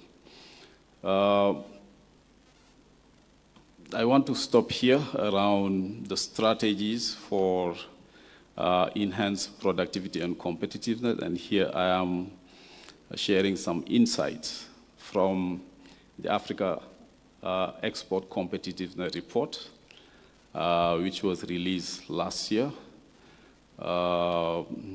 Amid our international guests actually work with us to produce this report, which you can see here. I unfortunately don't have a copy, but it's available online. It's a joint effort, the African Capacity Building Foundation, the Institute for Competitiveness India, but also the Shared Value Africa Initiative and Shift Value Africa, based in South Africa. So what the report does actually is to look at 4 pillars. The first one is the environmental, the enabling environment. The second one is the demand sophistication. The third one is the business dynamism. And the last one is the export sophistication. All the details and data are available online. You can freely download the report. If you just search Africa Export Competitiveness Report, you'll be able to download it. But what is important actually to mention is the report covers 30 countries. And the aim, and that is the project we are working on, is to cover all African countries. So don't ask me what was the result for Zimbabwe. Zimbabwe was not covered in the last publication, but it's one of the priority countries to cover for the next edition of the report. Just quickly, let me move quickly, just to highlight a couple of strategies. I will stop in just the first one. There are 7 of them. The importance of aligning education and training with institutional goals. Most of the advanced countries and countries which are actually doing very well in terms of competitiveness, the private sector and the academia work together. And I'm happy with Zimbabwe, especially what is going on with the Mossad, the Ministry of Skill Audit and Development, which to me I think is a unique and very important ministry that you often don't see in other countries. And the skills audit, which is actually going on, starting with the mining sector, I think that's quite an important exercise. And that actually talk to these very specific strategies. So there are other strategies around fostering innovation ecosystem. I think since yesterday people have spoken about it. I can move to my last slide just to share a few things we are doing as ACBF actually to support competitiveness. I've mentioned the Africa Export Competitiveness Report. The second one is a project we are working with the African Development Bank called the CADAS, the Capacity for Africa's Structural Transformation, where we work with SMEs, but also think tanks. Zepari is part of the initiative. Really, it covers research, training for SMEs, but also some of the policymakers. Another project is empowering women and youth in agriculture value chain. This is unfortunately not covering Zimbabwe, but again, it helps women and youth entrepreneurs actually in terms of training to better support their businesses. And last is you call it ABF, the Agribusiness Facility, which we are working with GIZ. It's just a project which was finalized last week, which actually aimed to do a kind of grant matching for a number of businesses. So let me stop here and probably share more during the discussion. Thank you for listening.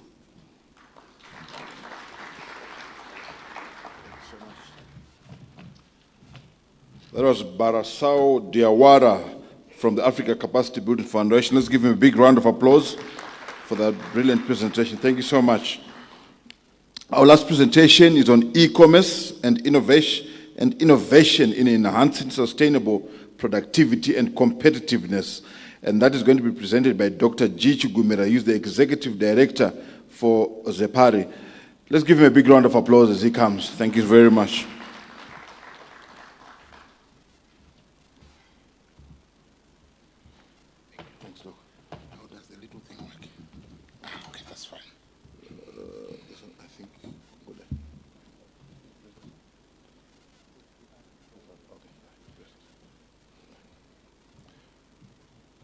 Okay. Thank you so much, Master of Ceremony, and good afternoon, colleagues. All protocol observed.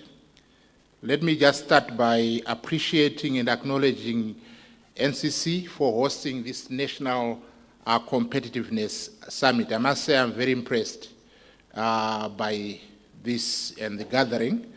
I'll tell you why I'm impressed. I used to be a board member of NCC, and this thing was discussed, and to see it coming to fruition is quite impressive. Thank you so much, the board members and the management and the team. I'll just go through a short presentation. I have a long presentation, but much of what I wanted to say has already been said since yesterday, and Prof did highlight quite a bit. I'll just emphasize a few points from the presentation. So I've just trimmed my presentation and just focused on a few insights that I think we need to focus on. So I'll look at innovation, I'll look at and the innovation ecosystem with a particular focus of shifting towards a transformative innovation. Then also look at productivity, but not just look at productivity at firm level, but look at productivity within a context of an ecosystem, meaning to say all players in the economy have a role to play. And if one part of the cog is not functioning, then we'll miss it on productivity. I think I'll underline the point that Dev did raise yesterday. I was quite impressed when he talked about the issue of their objective moving from a culture of productivity and competitiveness to a mindset. I think that shift says a lot. And I think I'll just show a few slides that demonstrate that that's the way to go. Then also look at the drivers of e-commerce. And on this one, I'll just be borrowing on a study that was being done by the Ministry of Industry and Commerce in collaboration with UNCTAD, which I also participated, and I asked for permission just to take just at least 3 slides to illustrate what is emerging from that study. And I think some of you did participate in the validation workshops and see where we are. It's a kind of like e-readiness assessment and seeing where we are as a country. And now to then leapfrog from there and see what it does when we come to e-commerce and competitiveness. Then look at finally what perhaps we need to do to enhance competitiveness. That will be my presentation. So I'll not dwell on that slide. I think the definition on innovation and everything was pretty done by the prof. On that slide, I just want to focus on the last bullet that says the capability to innovate and to bring innovation successfully to the market is critical or crucial determinant of competitiveness. We are not innovating for the sake of innovation, but we are innovating to enhance competitiveness, viability, and the bottom line of businesses. So it's critical to then invest appropriately at the right scale within the business. On that slide, I'm not going to read through everything, but just to summarize that the point I'm raising there is a study that was done just to look at over the past, from 2015 to date, look at all the studies that looked at innovation and what were the main conclusions from those studies. Precisely, the studies are showing that innovation is critical to enhance competitiveness. Innovation is critical to enhance financial performance. Innovation is critical for enhancing organizational performance. So broadly, most of those studies using different data sets, different methodologies, they are almost coming to the same conclusion that innovation is key determinant of competitiveness. And I think, as the prof was highlighting, we cannot, you need to innovate to enhance productivity. And once productivity is enhanced, we then can also ensure that our competitiveness is enhanced. So I think in your leisure time, you probably look at some of those studies. That study is quite detailed. Then the insight I have about innovation is to look at it within the context of an ecosystem, which then means it's not one entity that we are looking at. And if you look at that slide, I hope it's visible, it's actually showing that all players, I think all of us who are in this room, you can actually see where you are within that space of the ecosystem. We have universities, we have startup companies, we have medical centers, mature companies, we have regional and state organizations, we have providers of support services, venture capital fund. All these are part of the ecosystem that ensures that the engine of innovation is well lubricated.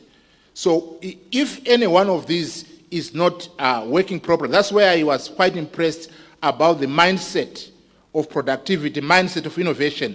If that mindset is in all players in that ecosystem, you can then find that we will be on course to ensure that innovation drives development in our economy. On that slide, it just categorizes three innovations. That is incremental, where you're just making minor changes to what is there.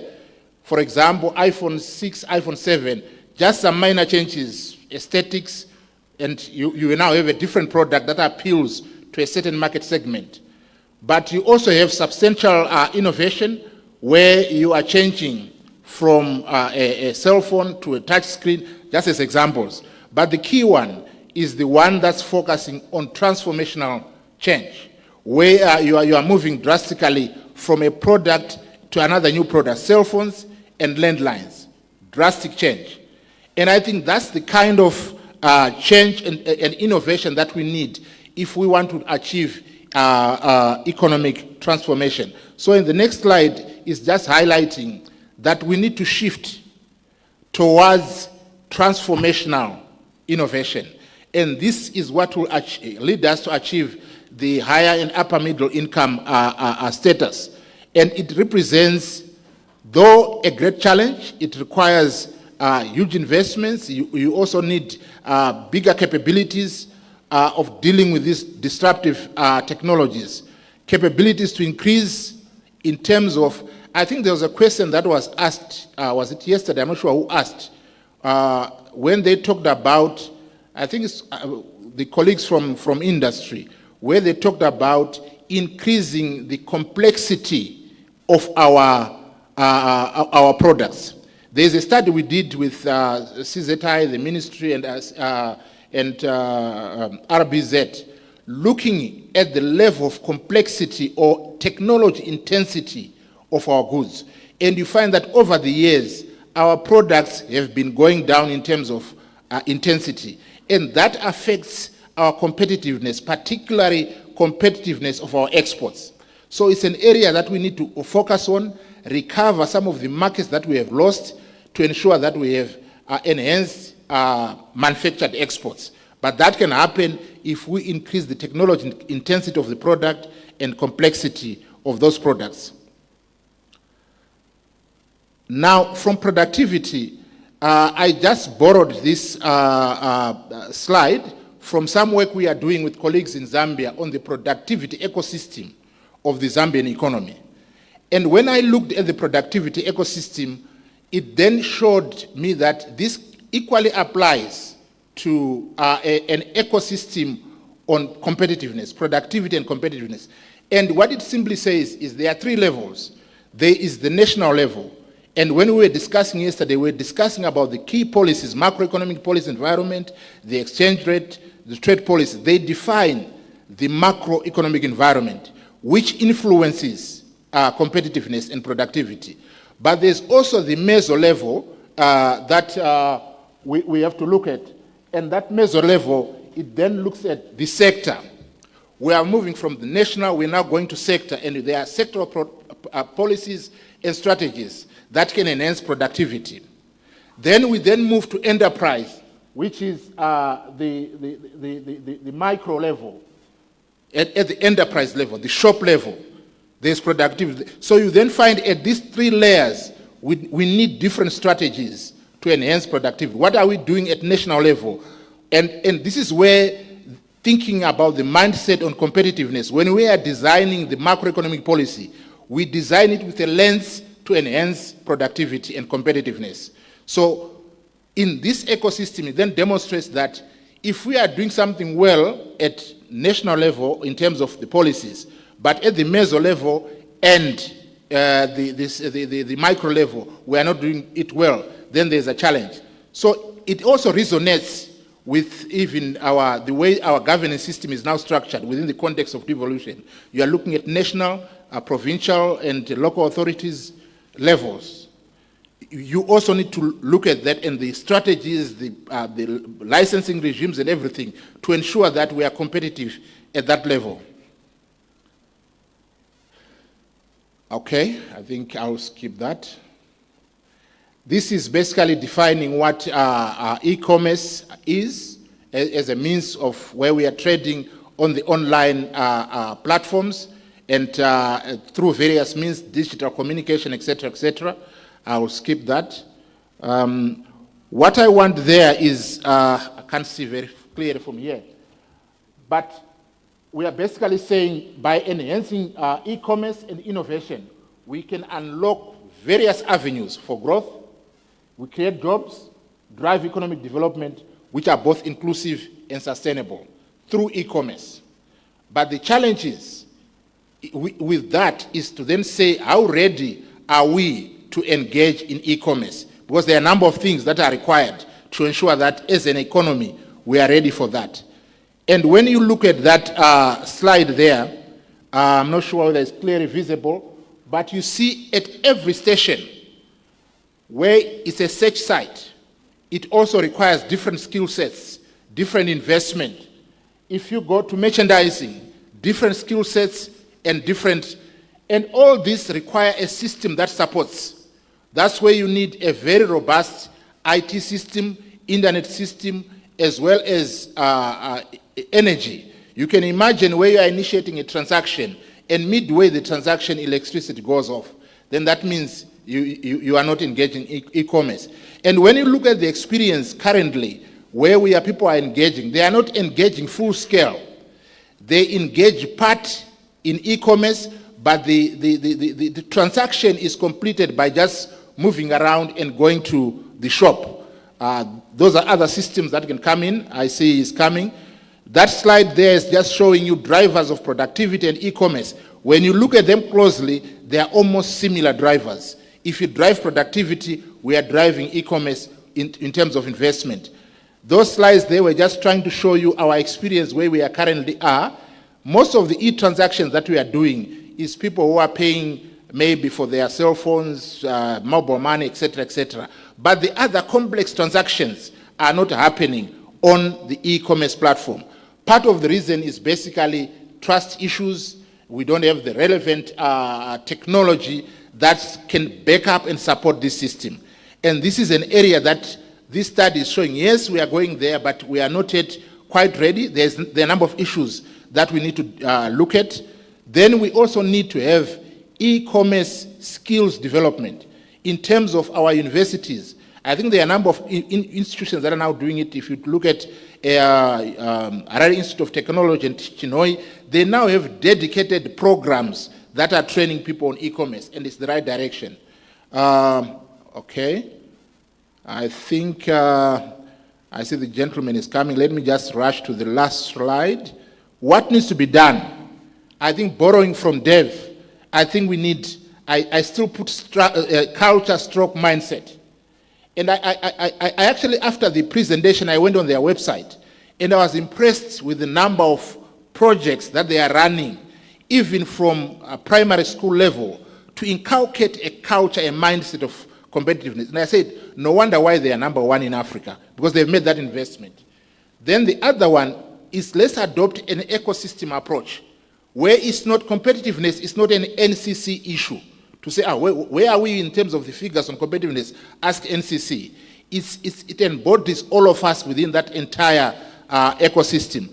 I like government is saying a whole of government approach. It's an ecosystem, or a whole of a society approach. It's an ecosystem approach.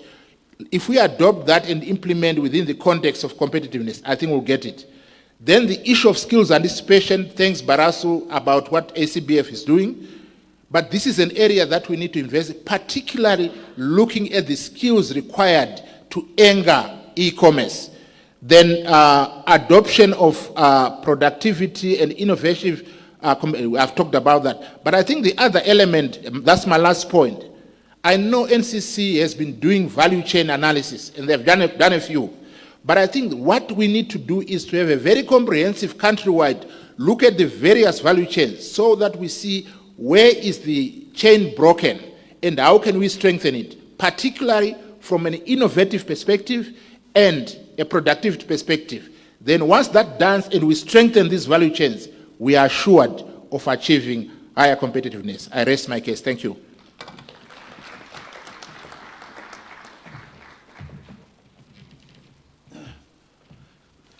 Let's give a big round of applause for Dr. Chigumira for that passionate presentation. It's unfortunate our time is not on our side, but you know, you can see the man is passionate and wanted to download to us a lot of information. We're now moving to our panel discussion, and may I also call upon to join these gentlemen, these fine gentlemen up here. Enimo Taruvinga. He is from the Securities and Exchange Commission. Let's give him a big round of applause as he comes up. And I believe there's Mr. Munyaradzi from Potras. Munyaradzi from Potras, please come through. Let's give him a big round of applause. And then we have Bekezela Majokojo. Bekezela Majoko from Zimra. Bekezela Majoko from Zimra. Please, let's give him a big round of applause as he comes to join the panel. And to moderate this session, help me to welcome Deputy Chief Secretary in the Office of the President Cabinet, Mr. Zwine Chimwe Arachuru, to come and moderate the session. Let's give him a big round of applause.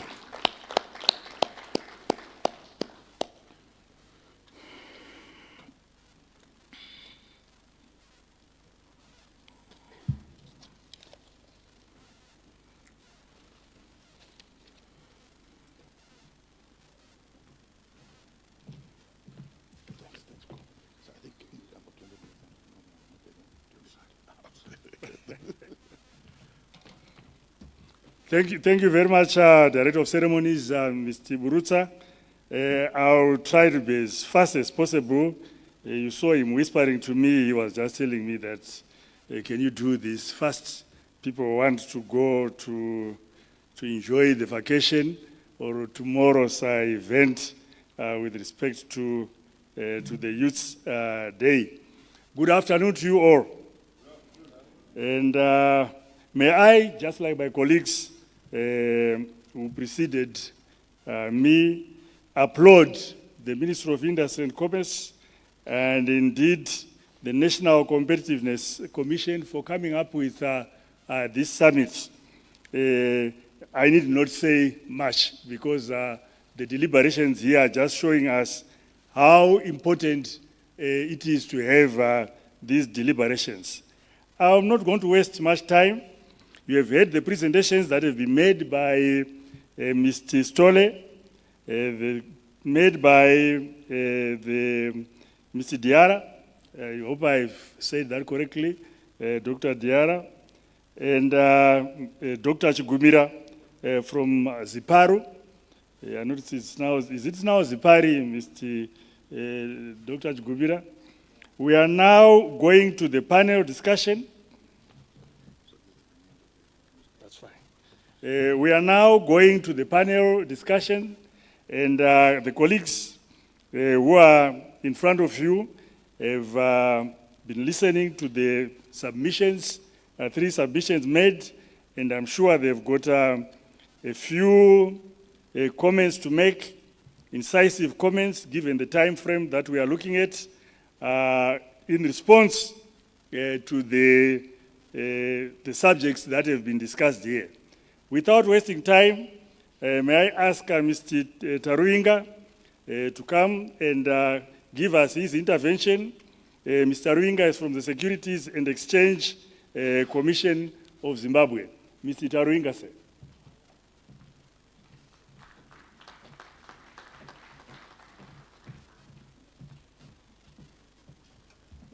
Thank you.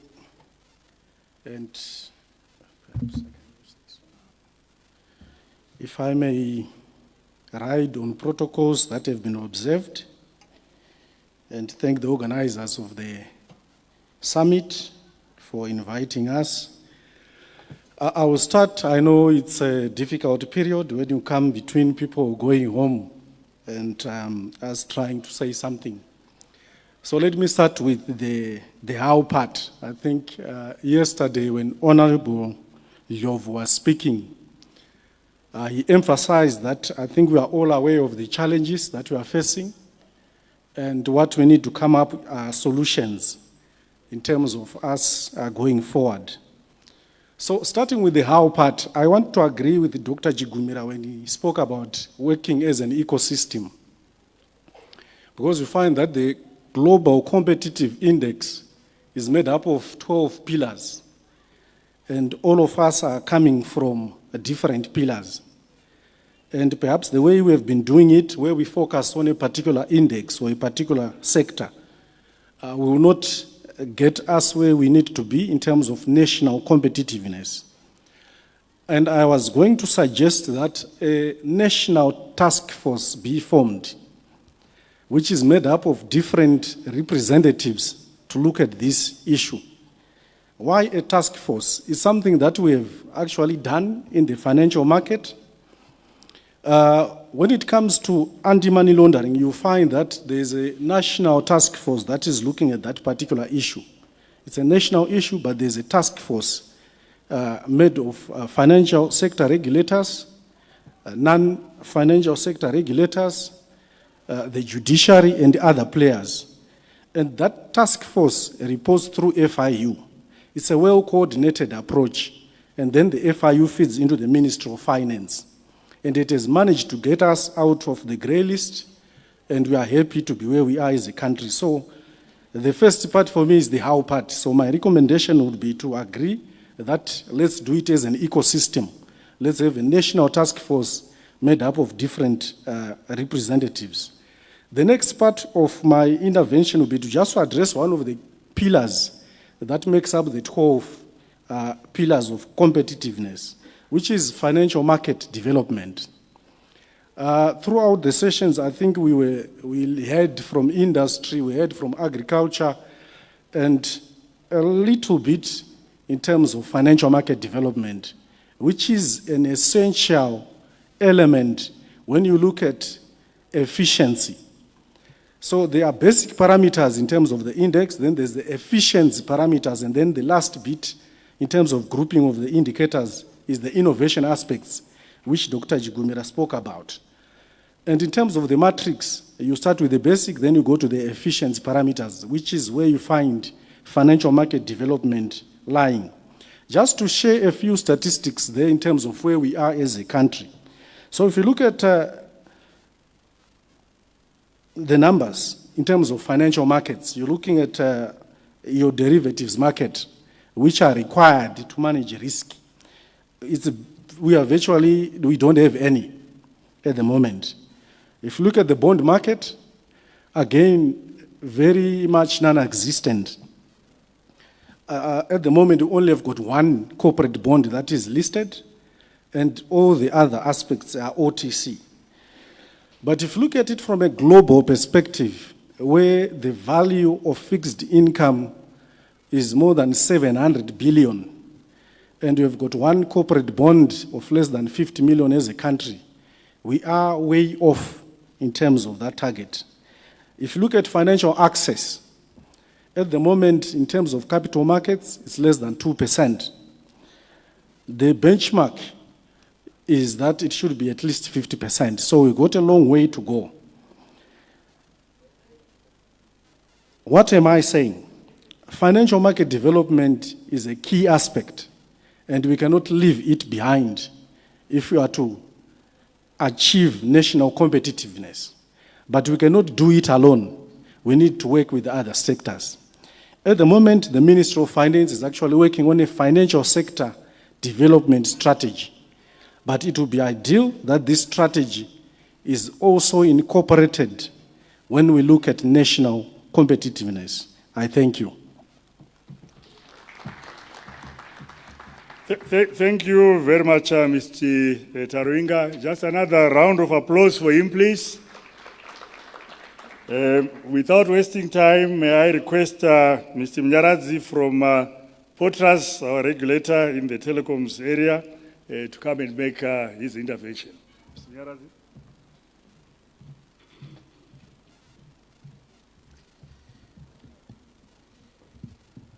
Mnyaradzi. Afternoon, colleagues. Let me write on the existing protocol. And I also want to thank the National Competitiveness Commission for hosting this groundbreaking competitiveness summit, a first of its kind. I'm representing Potras, the regulator for the postal and telecommunications sector. And going through the presentations that were made by the three presenters, I will focus more on the last presentation that was made by Dr. Chigumira on e-commerce and innovation in enhancing sustainable productivity and competitiveness. I feel this is a presentation that dovetails much with what we do as Potras, as we oversee the performance of the postal and telecommunications sector. I think Dr. Chigumira raised pertinent issues, especially on e-commerce, where you also indicated the patterns in which people do e-commerce, usually where it's not end-to-end. This is something that we have also observed when we're doing some gap analysis through some surveys that we do. We do some surveys with Zimstad. And the biggest observation that we have made, that we have observed is that when it comes to the mode of payment for e-commerce, most users prefer to use cash. They can do whatever they do in terms of ordering a product online, but when it comes to the actual payment, the preference is cash. Why? We feel there is still a lot of trust issues around online transactions where people are not yet at a position to embrace e-commerce fully. And I think on our part, we have tried to work on the trust issues by reviews of the regulations that we have. We all know that we now have the Cyber and Data Protection Act that tries to protect users online. And we also try to implement the provisions of the Consumer Protection Act. And we also try to do education and awareness initiatives with the sole aim of trying to ensure that the users of online platforms are secure and they are protected whenever they are doing their transactions. The other issue that I also want to highlight is, as a sector, we believe we are a key pillar when it comes to driving competitiveness. They say in every revolution that happens, there is a key driver. We had industrial revolution, where the steam engine revolution. We now believe that the key driver now for competitiveness is issue of data. They say data is the new oil. Whoever has the ability to access data and effectively use data tend to be more competitive compared to the other. So I think it's something that I also feel we need to do as a nation, to have that ability to monetize our data. What do I mean by that? All the data, all the information that we have received from the presentations, I remember yesterday, the Honorable Minister for Agriculture providing us a nice presentation with statistics regarding our agriculture and the like. That's information that if we craft it very well, we can monetize it and see value in that data by also adding data from other sectors as well. So basically, it will be a whole of government approach where we use all the data that we have to make more informed and informative decisions based on that data. And maybe lastly, one thing that I also need to comment on is the need for us to ensure that the ICT sector is made viable, in the sense that we have observed that it's one of the sectors that always complain about the level of taxation that is applied on the sector. In as much as it is an enabler to the economy, it is also heavily taxed. And we feel with that level of taxation, its ability to effectively ensure that other sectors work well is hampered by the levels of tax. So we believe if the taxes are reviewed or maybe are removed, its ability to effectively help in the economy will be increased. Now that will be my comment on the presentations. Thank you. Thank you very much, Mr. Mnyaradzi. May we give him another resounding applause. Potras is a key player in driving productivity. And I was just, you mentioned that data is key for making informed decisions by economic agents. But what I've observed is that the ability to organize data makes money. And I'll be happy to elicit interventions that respond to that. Because currently, if you look at TikTok, if you look at Facebook, you look at, what is it now called, X, what is it called, you look at Instagram, the major purpose for them being established and making money, and why these guys have become zillionaires, is largely to do with data mining. But I think you provoked an issue that we may want to discuss, whether we are benefiting from that, how do we innovate so that we become the beneficiaries ourselves. I will not waste time. Thank you very much, colleagues. Thank you, Mr. Ruinga. Thank you, Mr. Mnyaradzi. I now request Mr. Majoko Joko from Zimra to come and make his intervention. Mr. Majoko Joko.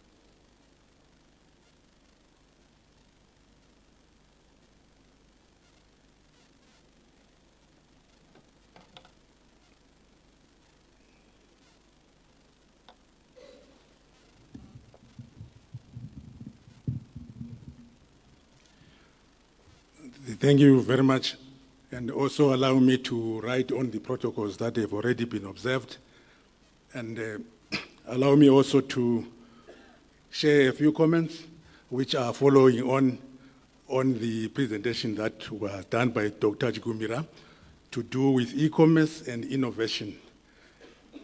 The Zimbabwe Revenue Authority is committed to support competitiveness of Zimbabwe industries and products through facilitation of import and export processes. You realize that trade facilitation is one of the key mandates of ZIMRA. And as the authority supports competitiveness through trade facilitation and promoting ease of doing business. In this regard, allow me to quickly go through a few initiatives that the Zimbabwe Revenue Authority has undertaken in a bid to facilitate trade and to ease doing business, thereby promoting competitiveness of Zimbabwean industries. Most of the interventions that the Zimbabwe Authority has done are automation-based. As an authority, we adopted automation as early as 1992, I think, when we adopted the use of the ASCUDA system, which is a web-based declaration processing system which was developed by UNTAD. This is a system that is internet-based and allows registration of all commercial declarations from anywhere through the internet. The Zimbabwe Authority has also recently, for the domestic taxes side, implemented a new tax administration and a new tax and revenue management system called TAMS, which is also a simplified tax system, which is also internet-based, which allows for online submission of returns. It allows for online payments. It allows for integrated debt management. And above all, it also allows for automatic derivation of tax clearances, which are a necessary tool for industries. Having realized that there was a lot of disharmony in terms of the clearing of imports and exports, the Zimbabwe Authority has adopted a regulation on clearing agents. Clearing agents are the people that act as intermediaries in facilitating importations and exportations. The licenses of clearing agents are reviewed annually so that we ensure that traders and importers and exporters have a good service by the clearing agents. Also, to avoid delays which happen at border posts, the Zimbabwe Revenue Authority has introduced pre-clearance, which is mandatory for all road cargo. So all cargo that is coming by road has to be cleared well before it arrives at the border, to allow that wherever there are any queries that need to be raised, they are done well in advance of the arrival of the goods. And when the goods arrive at the border post, they only arrive for checking if there is need to do that. Otherwise, they should be arriving just to pass, so as to avoid delays. The Zimbabwe Revenue Authority, in its ASCUDA system, also has an inbuilt risk engine, which, upon being fed with intelligence, is able to categorize all the goods that are being imported, so that when they come, they are categorized in 4 categories: the no risk, which is a blue lane, the legal risk, which is a green lane, and the medium risk, which is a yellow lane, and which is in the red, where we feel there is a risk and there is need for goods to be checked. Also, another element that was causing disharmony and delays was issue of marking off of permits that are required by various stakeholders in the import-export supply chain. The Revenue Authority has introduced a quota management system where all permits are uploaded in the system, and they can be uploaded from anywhere, and they are marked off as and when imports or exports are processed. Also, realizing that there are a number of clients who are risk-free, we have introduced and appointed authorized economic operators. This was the result of the World Customs Organization SAFE framework of standards, which demanded that countries should recognize clients that are secure and risk-free. So these are clients that are very low risk, and all their consignments, when they are registered in the system, are automatically assessed so that they can pass. Where there is need for a physical examination to be done, that will be done at the importer's premises. We have also adopted the use of a single window, which is also a computer-based system, which we have done with the assistance of UNTAD, and we launched it in Zimbabwe on June 2022, which is a single portal for all regulators. All regulators can access the clearing system through the single window, and they are able to upload their permits, and also all certificates that are required can be uploaded there. This removes the need for some of the stakeholders to be at the border posts as they can now operate from their offices. Also, to try and improve movement of goods, we have deployed non-intrusive inspection equipment at most of our border posts, equipment that can check baggage and also can check cargo in commercial trucks. We are anticipating that in the near future we will be able to link the scanning process to our ASCODA system so that when goods are scanned at one border post, they need not to be checked at another border post, as the images can be used for that effect. And also to promote transit movement of goods, we have employed an electronic cargo tracking system which has replaced the manual escort system that we used to have on risky goods. And this system, it tracks cargo real time across the country. We also have employed an e-tariff where clients can check duties by just typing in the tariff heading if you know it, or just a description of the goods. We have also integrated our system with other entities like the Zambia Revenue Authority, the RBZ, CVR, which allows online data exchange. On the temporary importation permits for motor vehicles, we have also have an electronic system that allows people to do the TIPs from home.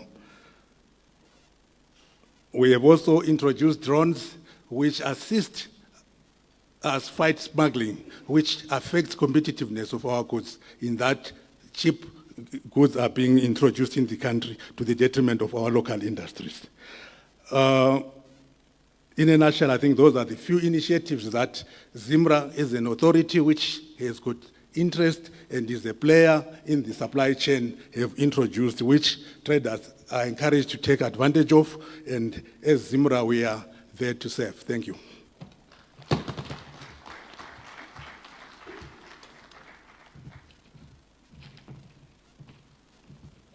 Thank you very much, Mr. Bekezela Majoko Joko. May we give him another round of applause. I think from the list that you gave, the ZIMRA has come up with quite a number of innovations to improve efficiency of your operations. The only thing that I thought maybe you may want to interrogate further is to demonstrate to the public, because you are a public organization, the extent to which service has improved in the various categories that revenue generation entities are measured by. I think that would be a very good thing, if there are measures, so that we can compare ZIMRA with SARS of South Africa, with the Zambians, and so forth, and see whether we are really making progress comparatively with all these innovations. It's just a challenge, but I acknowledge that you have come up with quite a number of innovations on the ground, including automation and linkages with other entities and so forth. But it will be very important to see what have been the results. Where has that placed us compared to where we used to be before in terms of results, and also compared to other entities, like entities.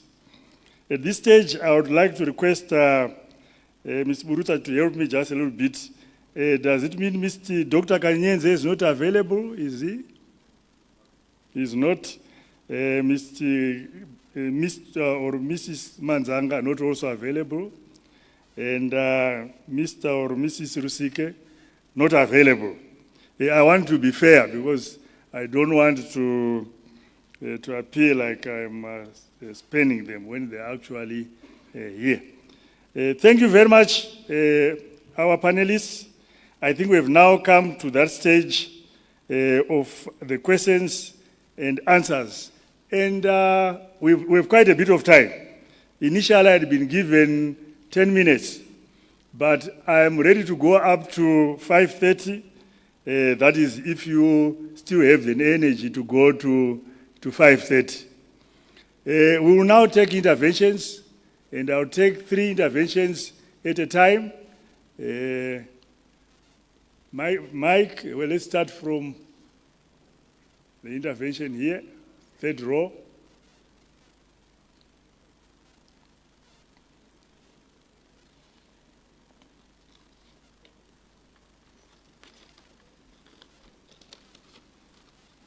I had actually asked for here, but nevertheless, Madam, you can proceed. Proceed, it's okay. Madam, Mr. Chair. Thank you, Mr. Chairman. Am I coming through? No.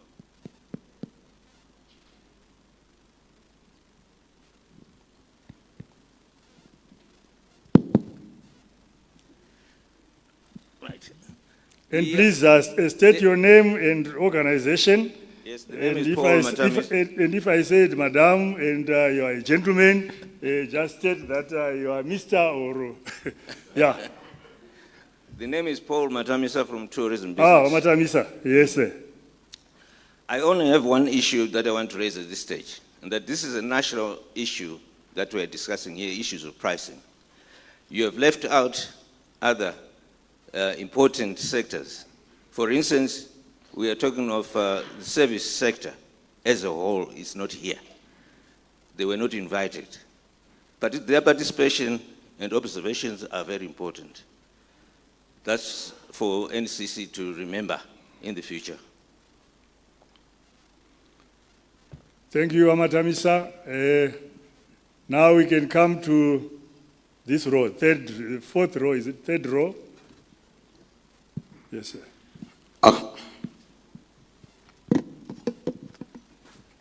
Thank you, Deputy Chief. My name is Benson Share, Director Operations Brass. Mine is directed to Zimra. If I try to link their presentation with the first presenter we had yesterday, whereby he showed us how the cost of doing business, somebody, before he starts selling the products, he has got to fork out something like $8,000 US. The interventions that have been spelled out by Zimra, to me, like you have pointed out, Deputy Chief, to say they are enhancing efficiency. It's more like an automation of trying to milk me in a smart manner without the tax collector facing challenges in collecting the what? The revenue. The burning issue that we had when we started the discussions yesterday was to say, for us to be competitive, our products have got to be produced at the right price, meaning that some of the tax measures that we have are out of this world. They make us out of competition with other regional competitors, to the extent that my worry is, in as much as we've got efficiency in terms of automations and so forth, if we don't come up with interventions of reducing these taxes, I'm sure the key word was regulatory impact assessment in terms of the fees that we milk the business with, we would soon find ourselves out of business, especially with the coming in of the African free trade area. What is Zimra now doing in trying to reduce the tax burden to the business person? I thank you. Thank you very much, Mr. Share. Thank you. That is normally that sort of intervention is normally very popular because people don't want to pay taxes. Thank you for the intervention. May we go to the 3rd intervention? Madam? Madam, this time. Well, thank you very much. Thank you so much. Good afternoon. Afternoon, ma'am. My question is on Zimra. I think someone touched that the services were not attached. I'm Beauty Bulu from Glen Lodge, Blawayo. That is tourism or hospitality. Mine is on the fiscal machines. It wasn't touched. Oh, why? Because in the fiscal machines, ZIMRA has appointed agents to sell those fiscal machines.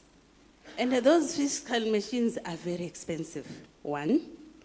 Two, as a hospitality person, I host, let's say, the ministry, they pay in ZIG. If I go and purchase the fiscal machines, they ask for the US dollar. Three, they've got the expire. They expire, let's say for a year. They always change those fiscal machines. And why is ZIMRA doing that? Because we are the agents as entrepreneurs or as business people. Now there's an agent on top of an agent. So that one makes business so difficult for the people. Thank you very much. Thank you very much, ma'am. Thank you. I think we can take another one. Just one more. This side. I think we can take another one from the neighbor, Mr. Share's neighbor.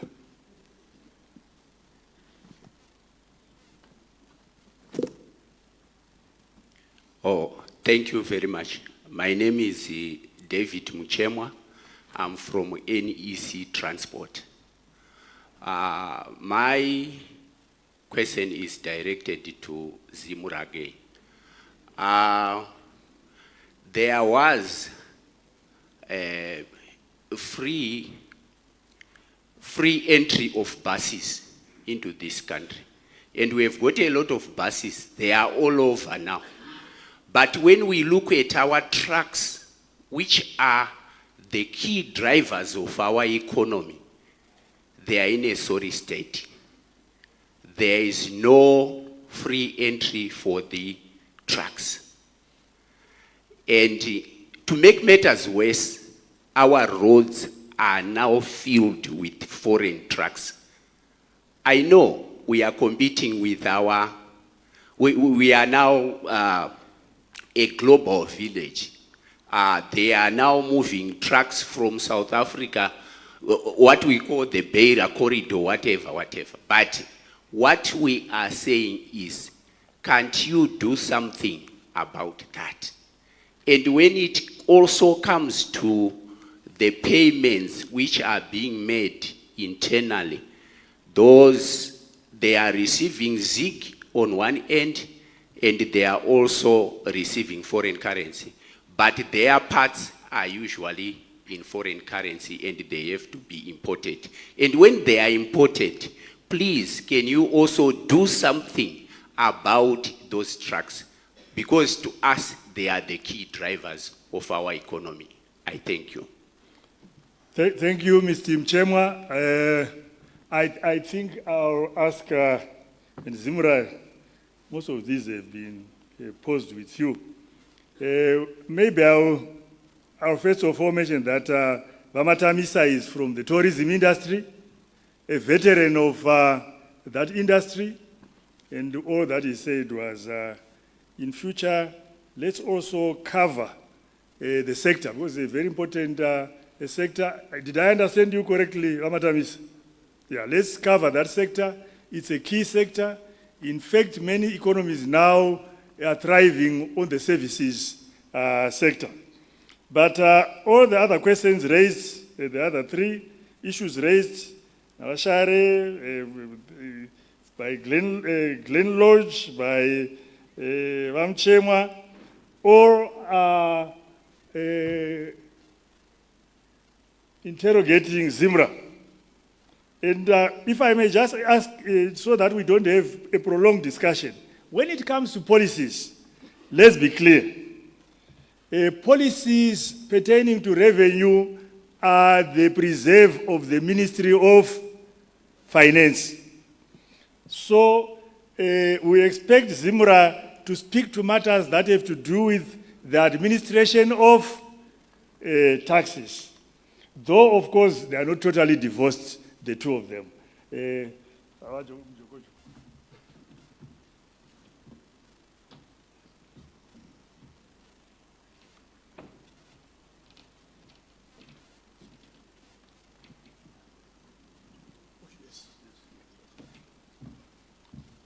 Thank you very much, Deputy Chief. I thought you had actually saved me by answering all the questions from me. That the questions that had been asked are more to do with policy, which is the preserve of the Minister of Finance and not ZIMRA. ZIMRA has no mandate in terms of the level of taxes, and also ZIMRA has no mandate in terms of duty concessions like the duty on trucks, like what is happening to buses. That is also a preserve of the policymaker, which is the Minister of Finance. So I may not be able to comment on those ones. However, we may attempt to deal with the issue of the fiscal machines that was raised by Mrs. Pulu of Glen Lawn. And with your permission, Chief Director, I will ask my colleague who is an expert in these matters to assist me from the benches. Sure. You can proceed.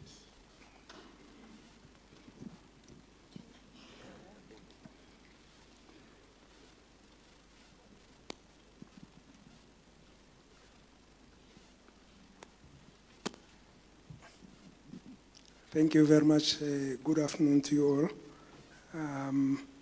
My name is Lisani Dube. I'm the regional manager for domestic taxes in this region, which is Region 2. Okay. Fiscal devices.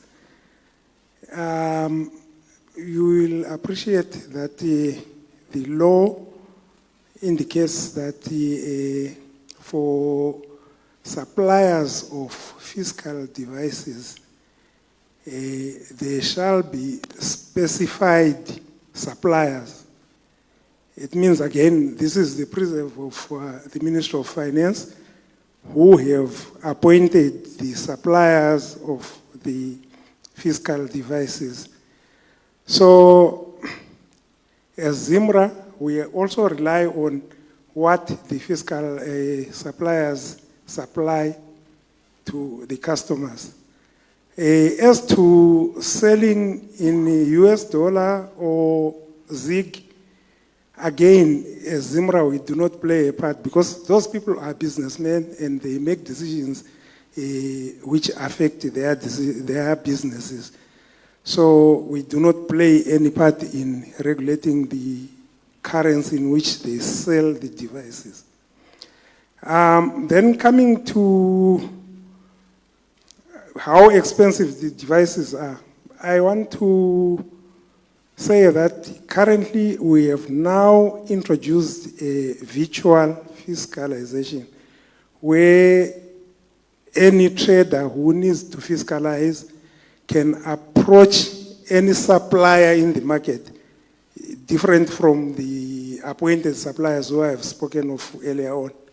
You can appoint any supplier of a virtual solution, and then they can configure your systems to then provide the necessary information through the virtual platform. I submit. Thank you very much. I think that completes our answers. Thank you, Mr. Majoko Joko. Maybe just to, I'm sure there's someone from Ministry of Finance here, and if I state wrong figures, highlight that to me. When I joined government some time ago, in '84, our taxes, of course, they were a little bit on the high side, but we were generating close to 32% of GDP. You can check the old quarterly digest statistics. At the moment, we are generating about 16, about 16%. We are striving to move to 20 this year. I think as we discuss issues to do with taxes, tax measures, tax compliance, tax avoidance, tax evasion, and so forth, let's also look at those particular matters, because an economy also that is not able to generate enough revenue cannot be competitive. It's one thing that maybe it's for another day with the Minister of Finance, Minister of Industry, to discuss. Our tax collections have plummeted over the years. I'm not going to go into the possible reasons. And yet the population has grown. There are issues of the disease burden, infrastructure, and so forth. From close to 30%, 29%, 28%, yet you can go and check your historical statistics. But we have gone down to levels of 16%. We even went down at one time to close to 15%. We need to interrogate that, because you also want a nation with vibrant public services. You become more competitive if public services are vibrant and they are funded through taxes. I don't know, Ms. Share, whether I should say, unfortunately, but they are funded through taxes. But this is where we are. I'll go to the last round of questions, comments. Please remember, Dr. Stolle gave us a very nice presentation. He's from the Business Council for Sustainable Development, and raised a number of issues that I think should have provoked the business community and the colleagues from the public sector on the matters to do with sustainability and competitiveness in our context. I think let's try to also interrogate that. And what Dr. Diawara also alluded to on matters to do with human capital development as a basis for increased productivity and competitiveness. Dr. Gumira also raised quite a bit on innovativeness, innovation, how you can engender innovativeness within the firm, how to do it, how to skill your staff so that the institution becomes more innovative, but more importantly, to have a vibrant ecosystem on innovation and productivity. So please, let's speak to those particular issues as well. Thank you very much. Any comment? Yes, sir.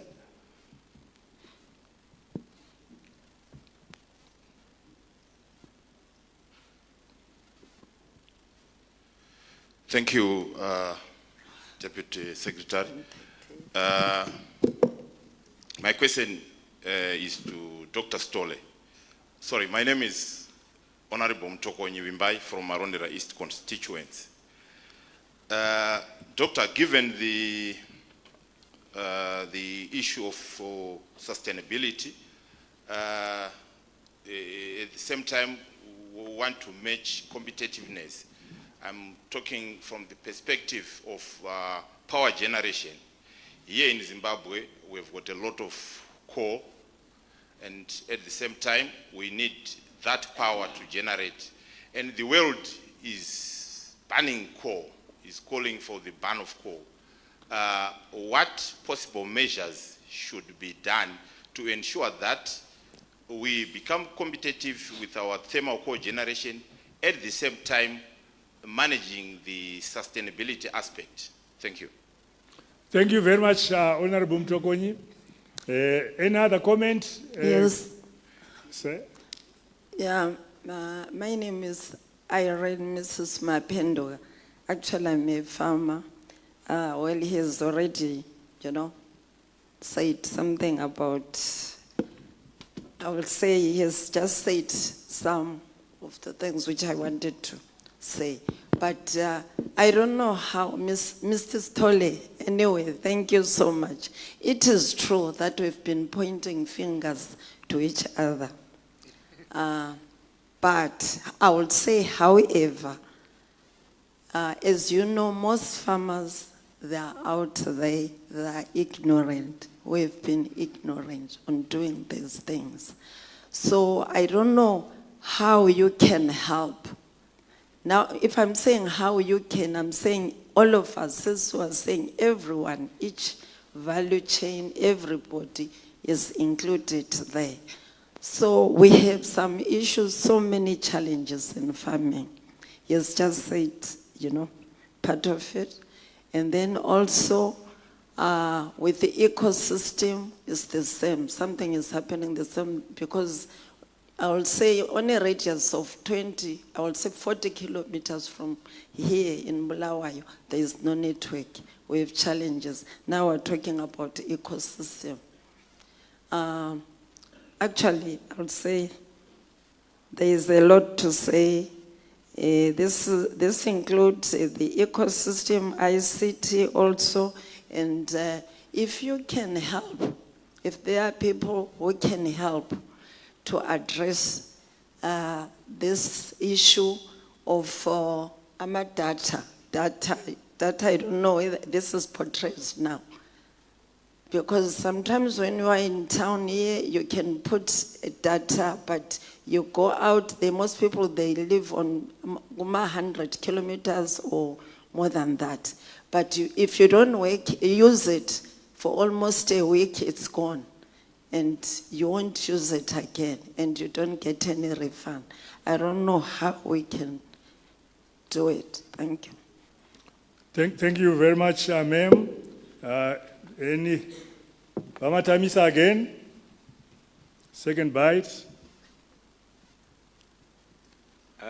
Thank you, PS. I would like to support the concept that was actually raised by the first speaker, I think, the issue of task forcing. And then also what Dr. Shigumira brought out in terms of the ecosystem. If we can apply those things and put them in place and make sure that we don't leave anyone behind, we are all working together for the common good of the nation as a whole. Know that there are other players outside of the manufacturing, outside of commerce. There are others. Thank you, Mr. Matamisa.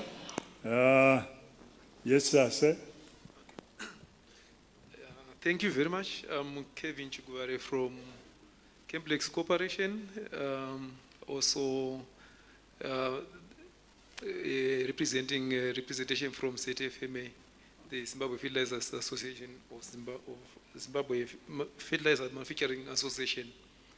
My issues are to do with the policy, and I'm not sure I'm in the right space to speak about that right now.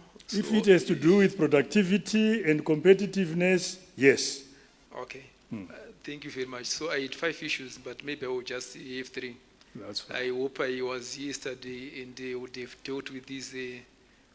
This could have been dealt with more expeditiously. Okay, my issues. The first one relates to the Bureau of Veritas, exemption from Bureau of Veritas. As a fertilizer industry, we've got imported products from outside the country, and the requirement is that they have to pass through Bureau of Veritas. But Bureau of Veritas, the certificate of conformity has got its own costs, such as that go as far as $5, at least $5 per ton of raw material that goes into the product.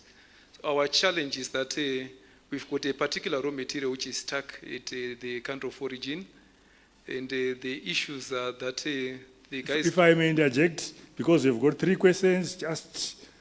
Yeah, I'll go gaga. Yes. Okay, thank you. So the issue is that the Bureau of Veritas is requesting for a chemical analysis of that raw material.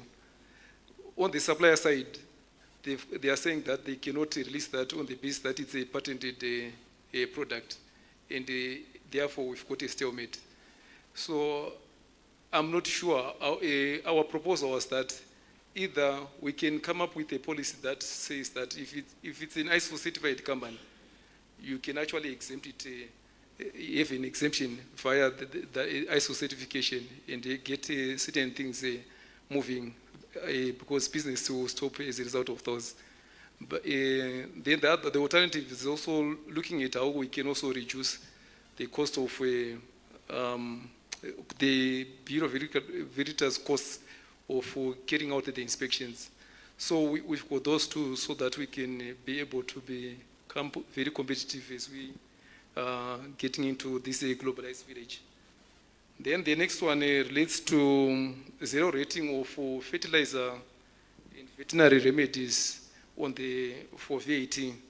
The Finance Act of 2023 changed the classification of VAT on fertilizers and veterinary remedies, such and pesticides from a zero-rated exempt.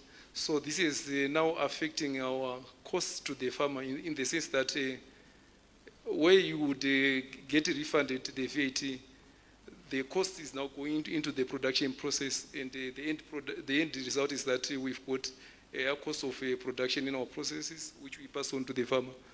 And against the background that the NDS 1 and NDS 2 objectives are to ensure that we've got affordability and availability of products.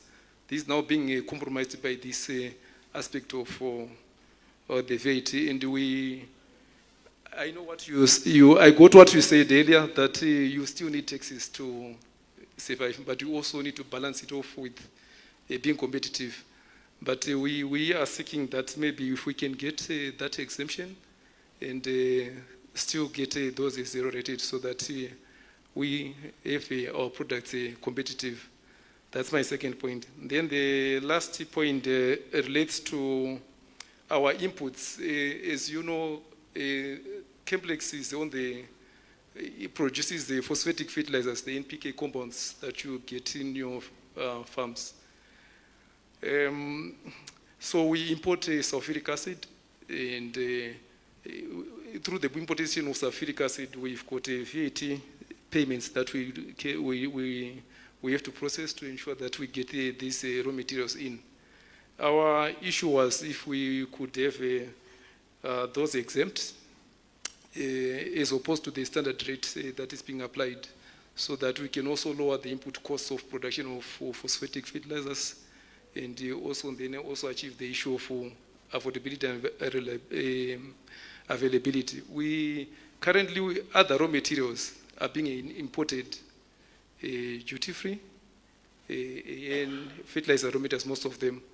And but on the manufacturer side, we are facing these challenges, and we're seeking for the exemption on sulfuric acid imports. We use a lot of sulfuric acid in our manufacturing process, in the order of at least 10 to 20 million per year, but this is on a very low scale. On a higher scale, it's on a very high side.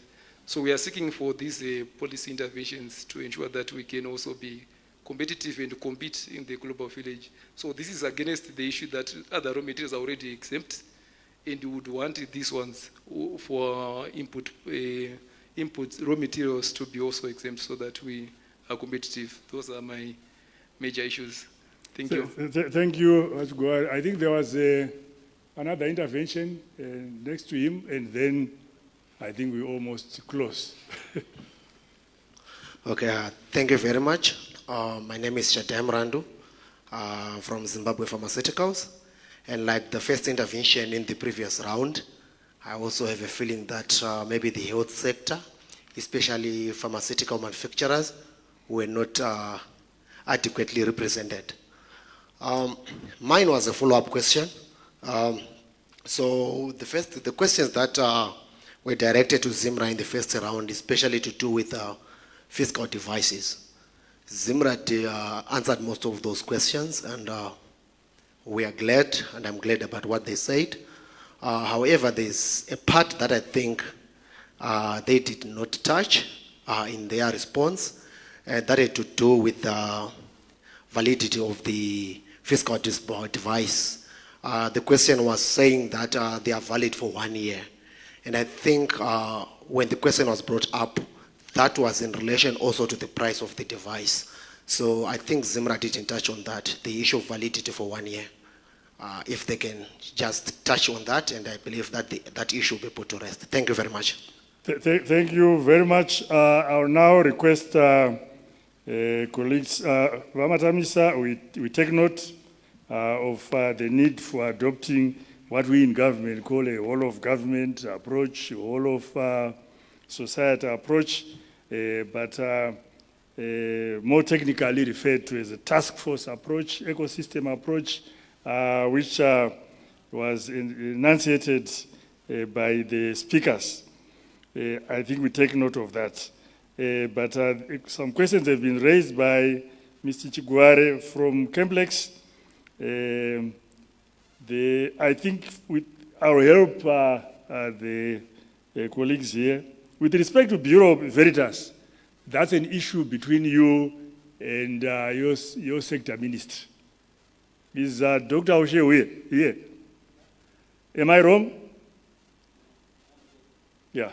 That you raise it with the ministry and explain yourself and justify your arguments to him and the ministry. With respect to zero rating of fertilizer and vet remedies, if I got you correctly, as well as matters to do with sulfuric acid taxation, I think that's issues to do with VAT. That's again an issue for you to discuss with the Minister of Finance. You know, the Minister of Finance undertakes pre-budget meetings, and that is the best. But there's no one who stops you from going to them anytime. It would be best if you go as an association, in my view, so that probably that gives more credence to your arguments, and then you can talk to the Minister of Finance, because it's a policy issue, a tax policy matter. But maybe those from finance, if there's somebody from finance, they may want to quickly respond. But I don't think they would say much different. That is actually the position. I now ask my colleagues from Zimra to respond to Mr. Mrandu, and I think that is the major issue that requires Zimra to respond. You left out that particular aspect, and the colleagues from the health sector and the pharmaceutical sector would like you to clarify the issues that they've raised.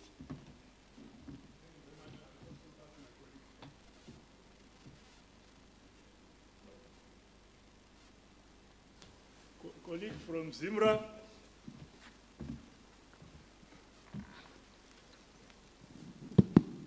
Thank you once again. Sorry, I didn't seem to notice that I had not responded to that part of the question. I'm not very sure that the devices expire after every year. What I seem to know is that because of the various changes that happen to our taxation legislation every year, then the device requires to be upgraded.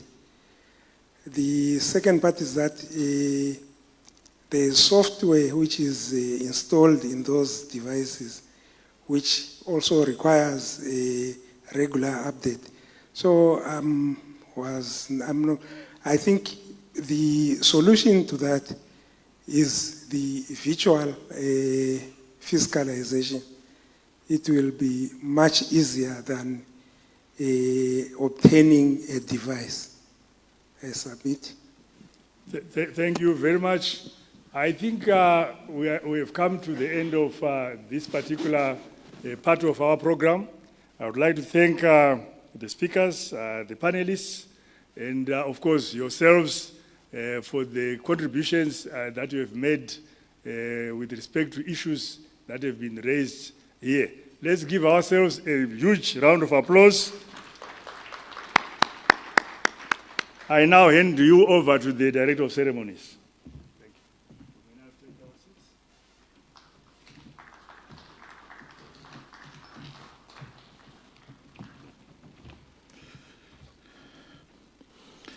Thank you very much to Mr. Churu. Let's give him a big round of applause, ladies and gentlemen.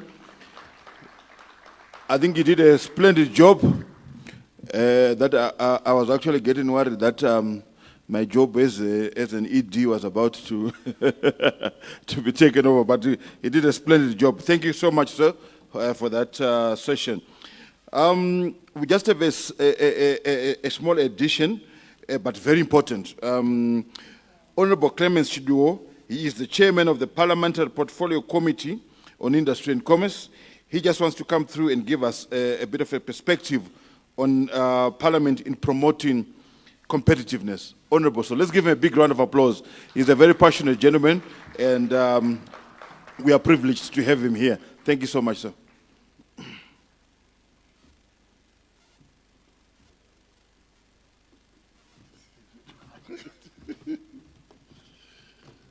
Good afternoon, colleagues.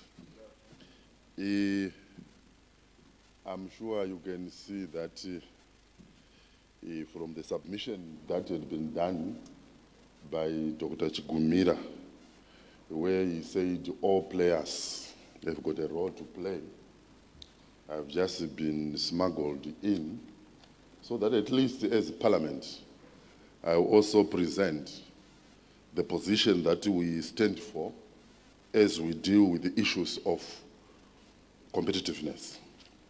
Let me acknowledge Minister of Industry and Commerce, which is the ministry that we mirror in Parliament, and also applaud the good work that has been done by NCC, especially in coming up with this summit.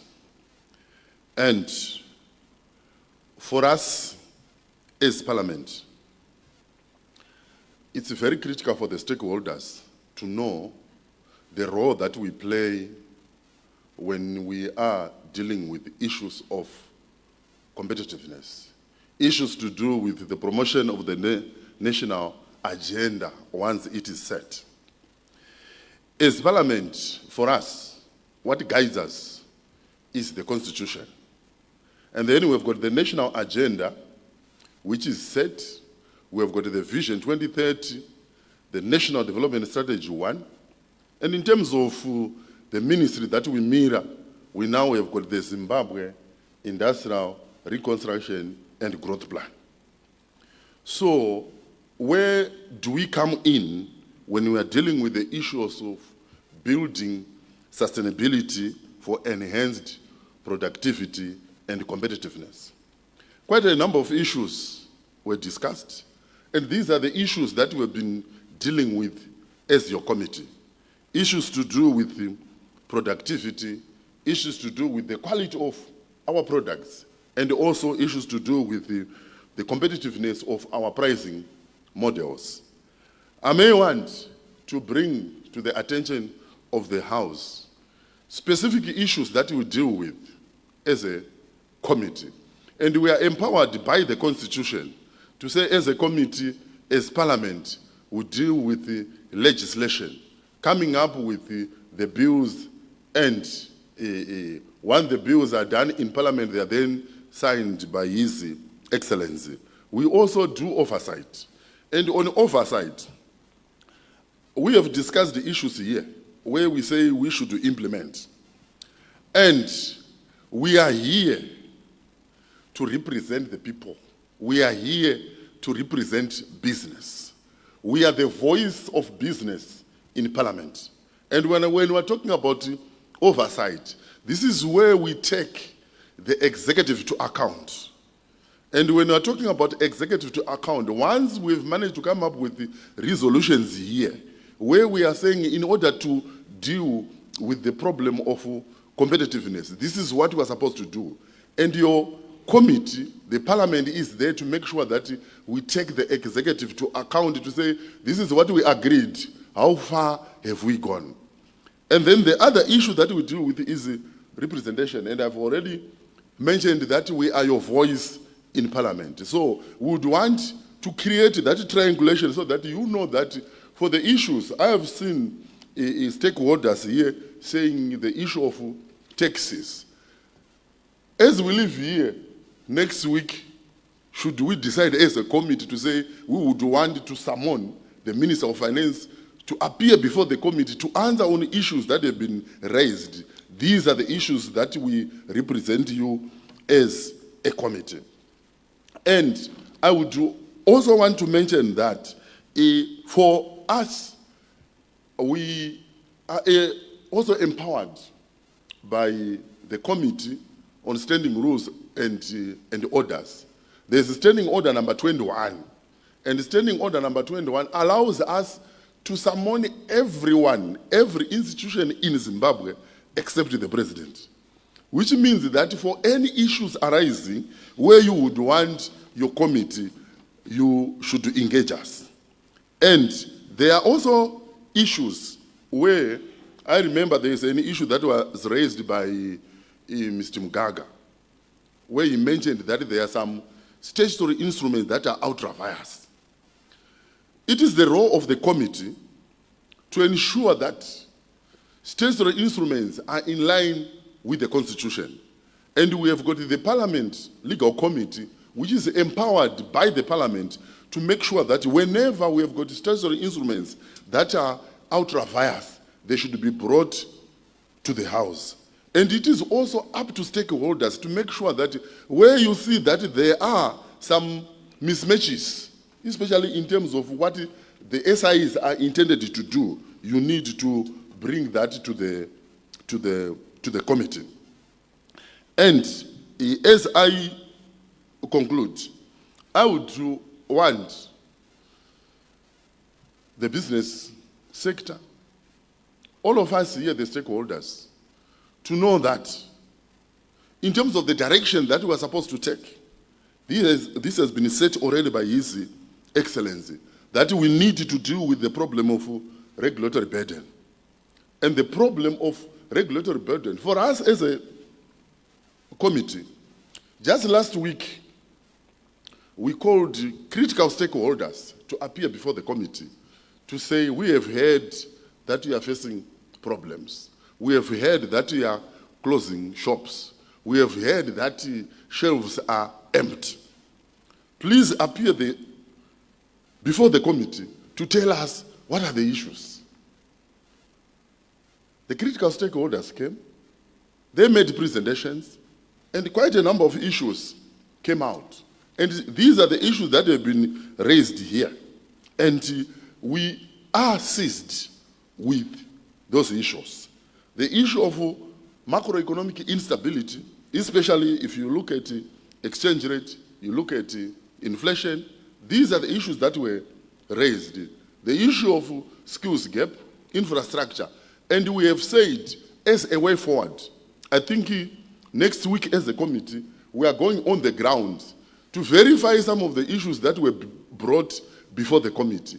And when we come back, then ministers, I think one or two, and the RBZ governor, they are going to appear before the committee to answer on some of the issues that have been raised by stakeholders. I'm sure this is where you see that our being here, our interaction with the BMOs is very critical, because when we then meet the executive to hold them to account, this is where we then become your voice. So I think it is important going forward that we continue to work together, because some of the issues that we are dealing with here, they need to be put into law. There are some issues where you need ratification, like the Africa Continental Free Trade Area. The ratification was done via Parliament, and these are the issues where you would need your committee. So why I said I needed this 1-2 minutes, it was because I wanted the business community the stakeholders to know the relevance of Parliament, the relevance of the industry and committee. So this is why we are here, and we hope going forward we will continue to interact as we make sure that we deal with all those 51 encumbrances that we got from CZI, and I'm sure going forward we are going to make our country as competitive as we want. Thank you.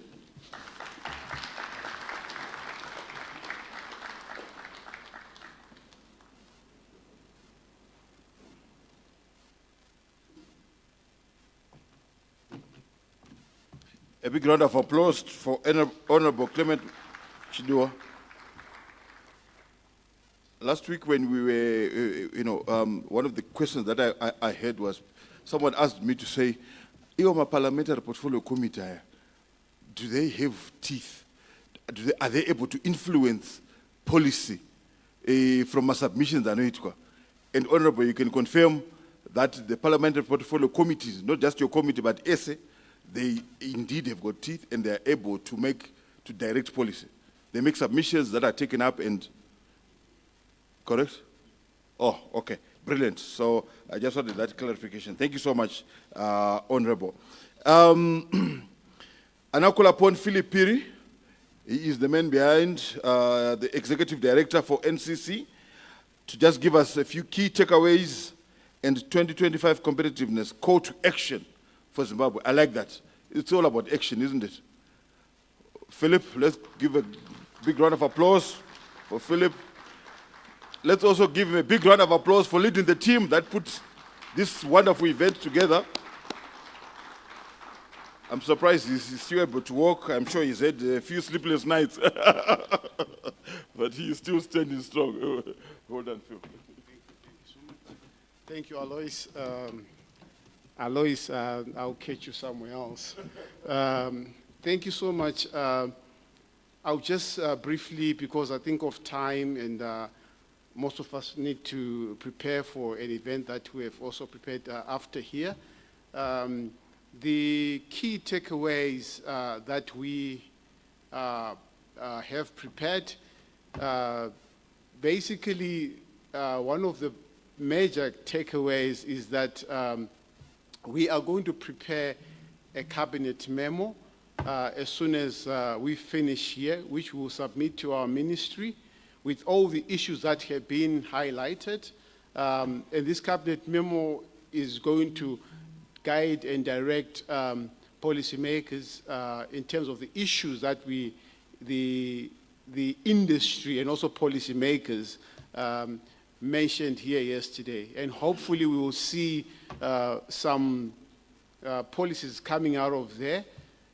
Secondly, I think as NCC, we thought that we don't just want to have a summit, meet people, talk, and then next year we start again at zero. We're not going to press the play button, stop, and then rewind and stop. We are going to prepare what you call a call to action. It actually has 10 areas where we want to focus on as NCC and follow them through so that at least whatever has been raised in this platform will be implemented and an implementation matrix will be developed so that when you come back to the next summit next year, the first thing that you should ask us as the constituents that we brought in today, you should question us what happened to what we discussed on last year. We should be able to articulate to you the actions we did, the wins, and all the outstanding issues before we even proceed to start talking about new issues. So without wasting much time, the 10 points are very long, but what we will do is we will send them through to all of you so that you can see them. We still need to incorporate what was just mentioned by the last panel and also our Honorable Member of Parliament and also the Chairman of the Parliamentary Portfolio Committee so that we can now complete all the submissions that were made. With that being said, I'd like to thank you and please see the team that has been working behind the scenes. Make sure that your email is shared with them so that you can be able to get the call of action. And this is how we do things at NCC that show you that we're competitive. If you don't get the call to action by Monday, 12 p.m., then NCC is not competitive. I thank you.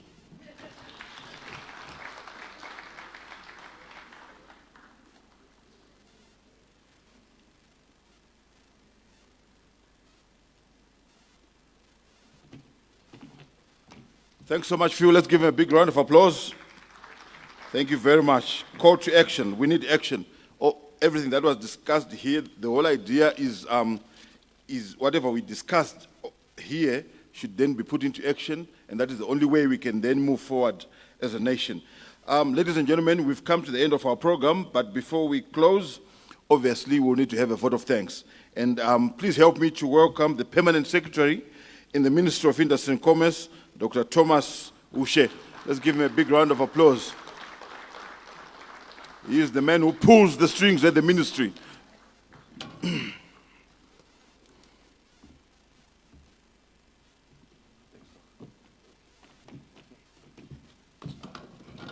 Sorry.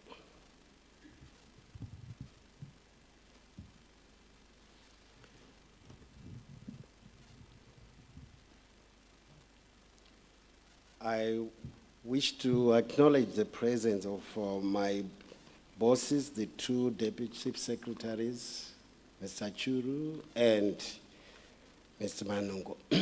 Thank you very much for coming and joining and gracing this event and sitting right up to the end. Always, I pull the strings.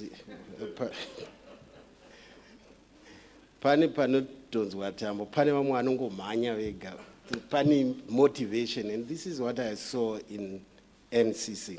So my job today is a simple one, and I'm not the first one to say it's a simple one. I've acknowledged everyone, and now what I want to do, which is most important, is to make sure that everyone who participated here is mentioned by name.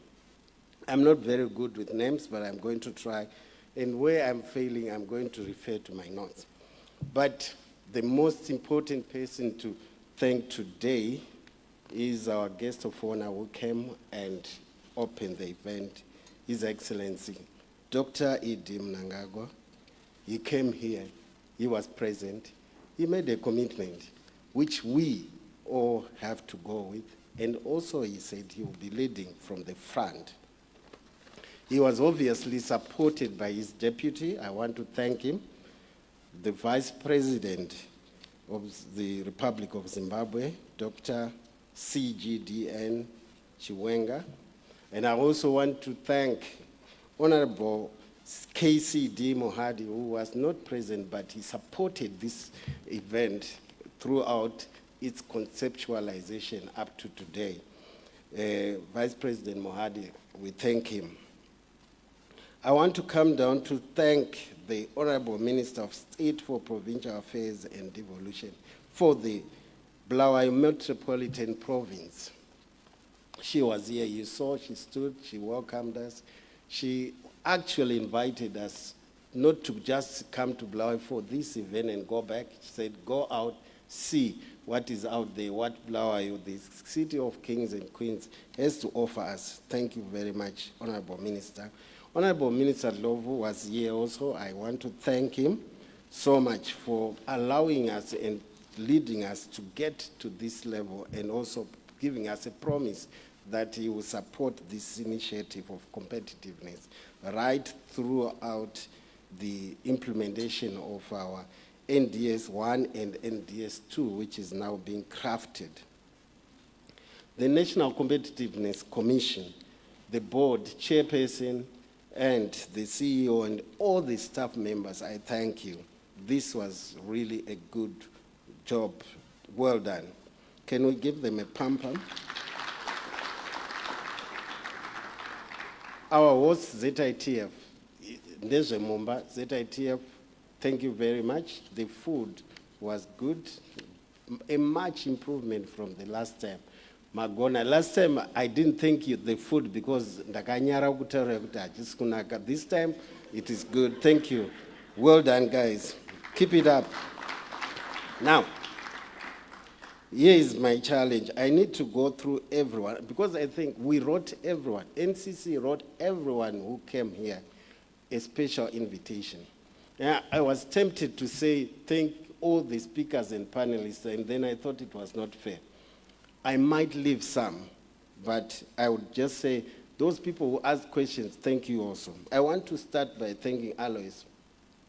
When I saw him, I said, oh, what is Buy Zimbabwe doing? Then I learned that he's actually our ED, thank you, supported by the Queen of Lalawayo, Zanile Dlovu. Here it's written CEO of Lawayo. Is that correct? No. I want to thank Honorable M. Changwa. She came here, gave a presentation.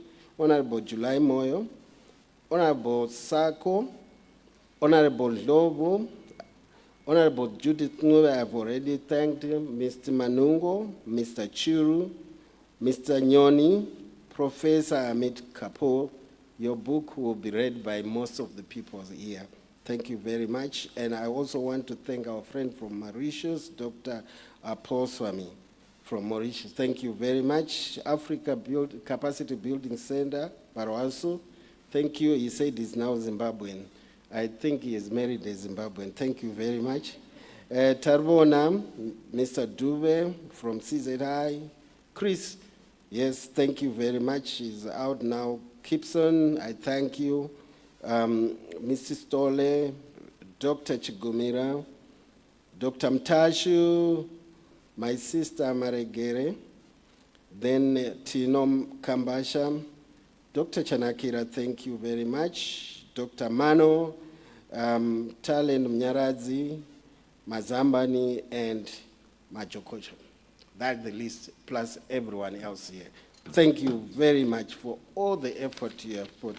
I'm not going to say everything written here because I'm the man who is standing between you and a cup of drinks, some really good products made in Zimbabwe. I heard that Zambezi is quite in plentiful supply across the world. So I don't want to spend most of my time, of your time. I want just to say thank you. And I extend my deepest gratitude to everyone who made it to the summit, the patience, ladies and gentlemen, Takamira, guest of honor. I was so impressed. We realized and we demonstrated could create a disciplined nation. I thank you very much. So, Andi Tindo Wakanyika, Andi Tindo Gadzirisa competitiveness, we have ourselves to thank for this. Thank you very much.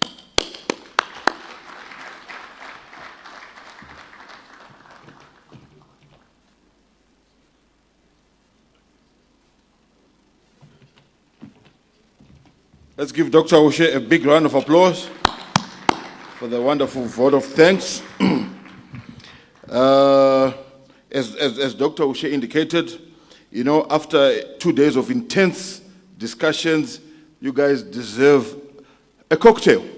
So the NCC has been kind enough to organize a cocktail for us, so we'll be having a cocktail at about 7:30 p.m. That's when it starts, but they just need to sort out the room where the cocktail will be held in here. So at 7:30, when you return, you'll be given tickets by the door so that you can drink and be merry. So we'll see you here at 7:30. But before we close, we just have a few gifts to give away. If I call out your a name, if you are here, please come to the front. Or if a representative is here for that particular individual, please come through to the front. The NCC team, can you please come over? Mr. Philipiri, if you could come over to hand over the gift to our esteemed guests that were the recipients of these. Do we have a representative from Honorable Minister Ndlovu? Honorable Minister Ndlovu, please, somebody to collect the hamper on behalf of the minister. Thank you, Dr. Nyoa, Chief Director in the ministry. Sorry? Oh, yeah. Now, these hampers, they courtesy of RNL. Let's give a big round of applause to RNL for these wonderful gifts. Thank you very much. Next, do we have a representative for Dr. Masuka, the Minister of Agriculture? Do we have somebody from the Ministry of Agriculture who can come and collect the hamper on behalf of the Minister? If not, we can put it aside and then they'll collect later. Okay, I think let's put it on the side. Then next, if we have a representative from Honorable July Moye's office. Honorable July Moye's office, do we have a representative? If not, we can put it aside. Honorable Monica Mchangwa's office, do you have a representative from Honorable Monica Mchangwa? I see a lady coming up. I think she's coming here.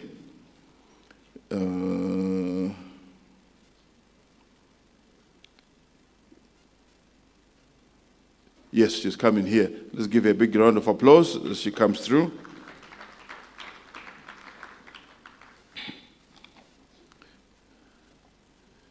All right. Excellent. We have two representatives. Thank you very much. That is a gift for Honorable Minister Monica Mchangwa.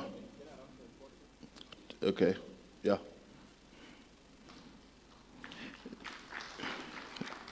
Thank you very much.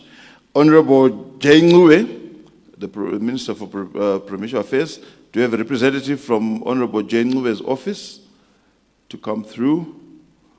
If not, NCC will deliver.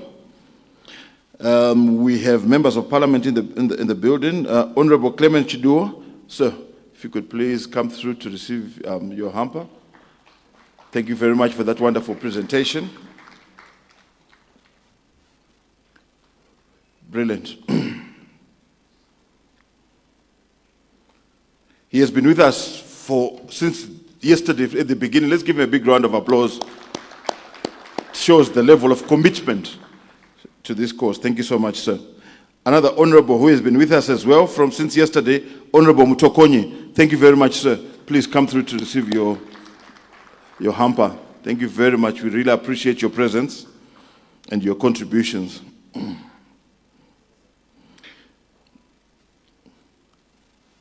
Thank you, Honorable.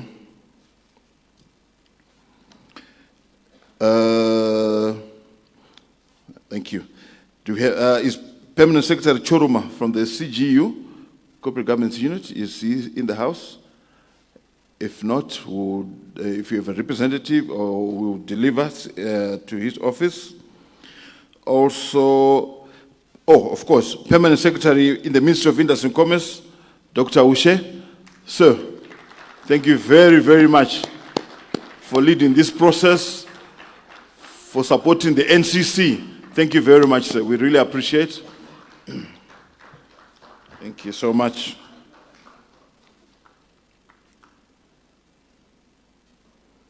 Excellent. As industry, we are privileged to have this man as the PEMSEC in the Ministry of Industry. We love him to bits. Okay.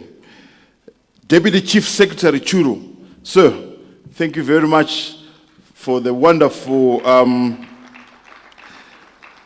moderation that you did earlier on today. Thank you so much. Let's give him a big round of applause as he comes through.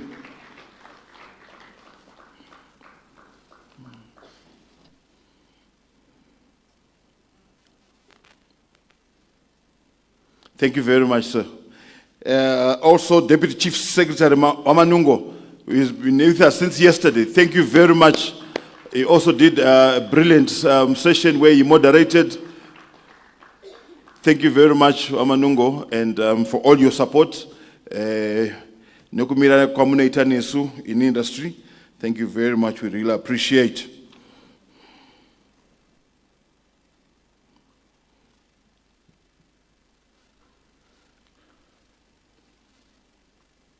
Thank you very much. Thank you, sir.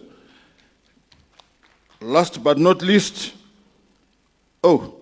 there's a hamper for yours truly, for the ED. Please give a big round of applause to you, to ED.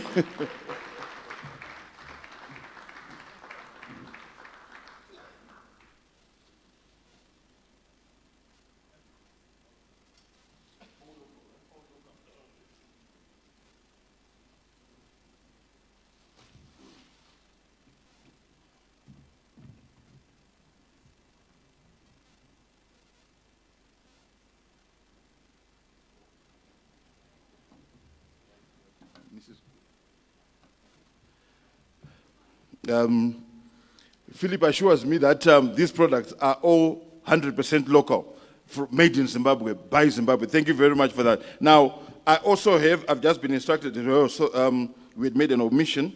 Mrs. Gutu from Parliament, I believe she's here.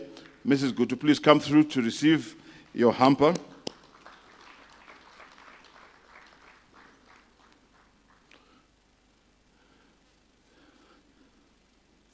Thank you so much, ma'am, for gracing this event.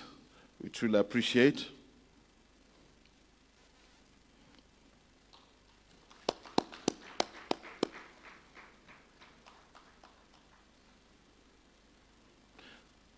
And of course, if you give the big ED, you also have to give young ED. Young ED, please, Zazalicious, Zandilelo, please come through and get your hamper.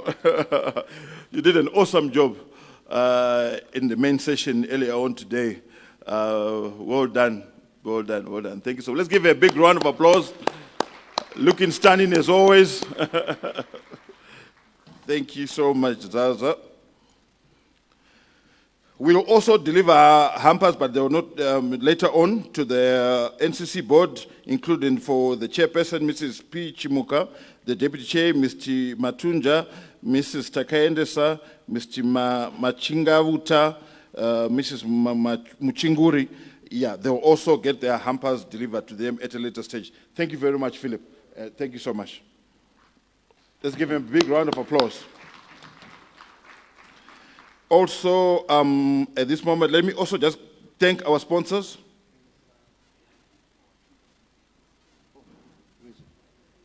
Okay.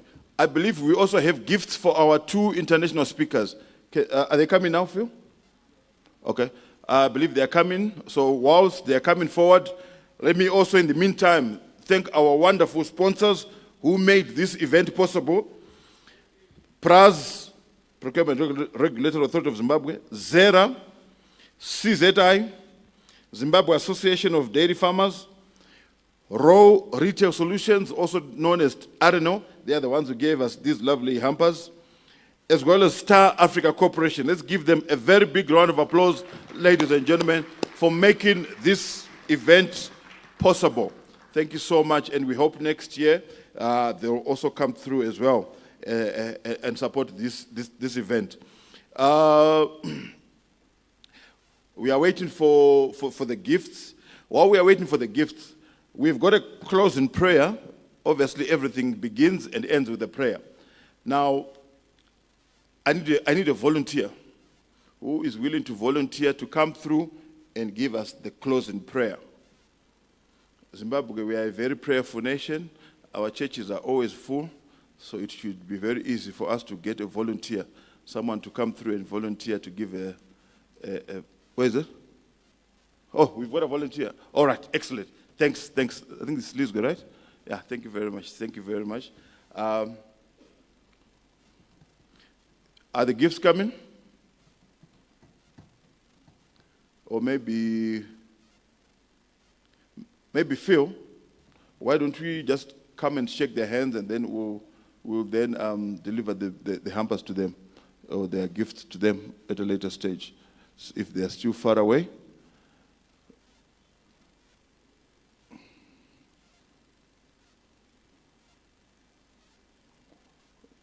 I see Phil is coming through. But this has been an awesome 2 days, courtesy of NCC. Brilliant start, and can you believe this is the inaugural event? Imagine what the next year's one will be looking like, you know. So, all right, no, that's fine. So I believe the gifts have been wrapped somewhere, so they'll be presented to them during the cocktail. But let's thank our 2 international speakers. Let's give them a big round of applause. Thank you very much. And when you go back to India and Mauritius, please tell them the good stories about Zimbabwe. Everything good you saw about Zimbabwe. If you saw anything bad, which I doubt, keep that one to yourself. But tell them the good side of Zimbabwe. Please, Liz, can you ask for the closing prayer?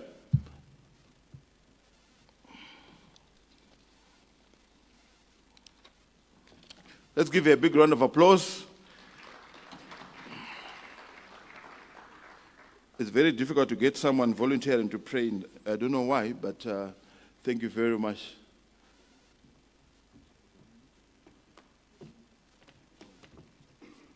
Oh yeah, this is Mrs. Liz Gwebonu. She's the Vice Chairperson of the Zimbabwe Traffic Safety Council. Thank you so much. Let us pray. Father God, we want to thank you in the name of Jesus. We thank you for this awesome summit that we've just had. Father God, we know there's nothing that can take place without you.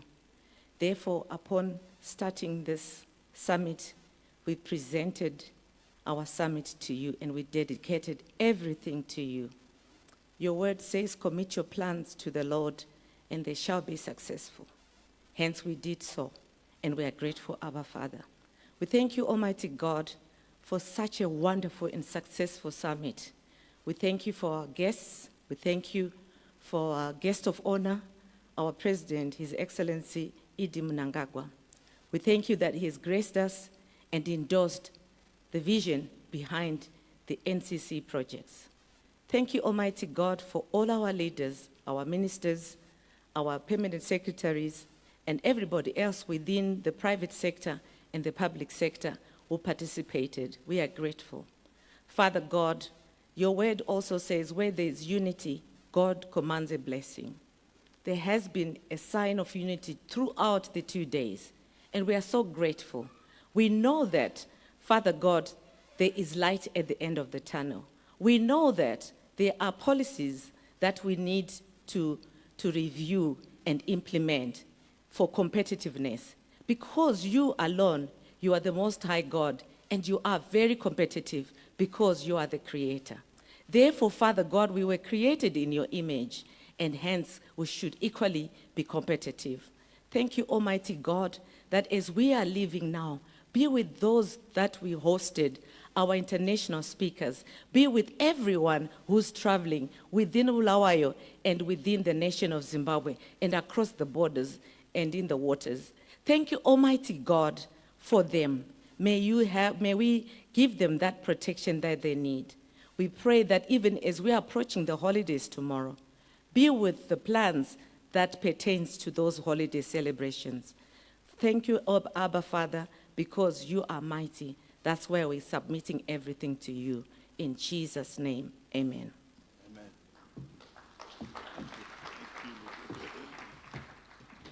Let's give Linda a big round of applause for that wonderful prayer. I'm sure she must be a pastor, surely. If not, I prophesy that you are going to be a pastor. Thank you very much, ladies and gentlemen. Enjoy your evening. We'll see you here at 7:30 for a lovely cocktail. There will be lots of Zambezi. I'm sure all the drinks will be local, I hope, at that cocktail. And have a good evening. Thank you so much.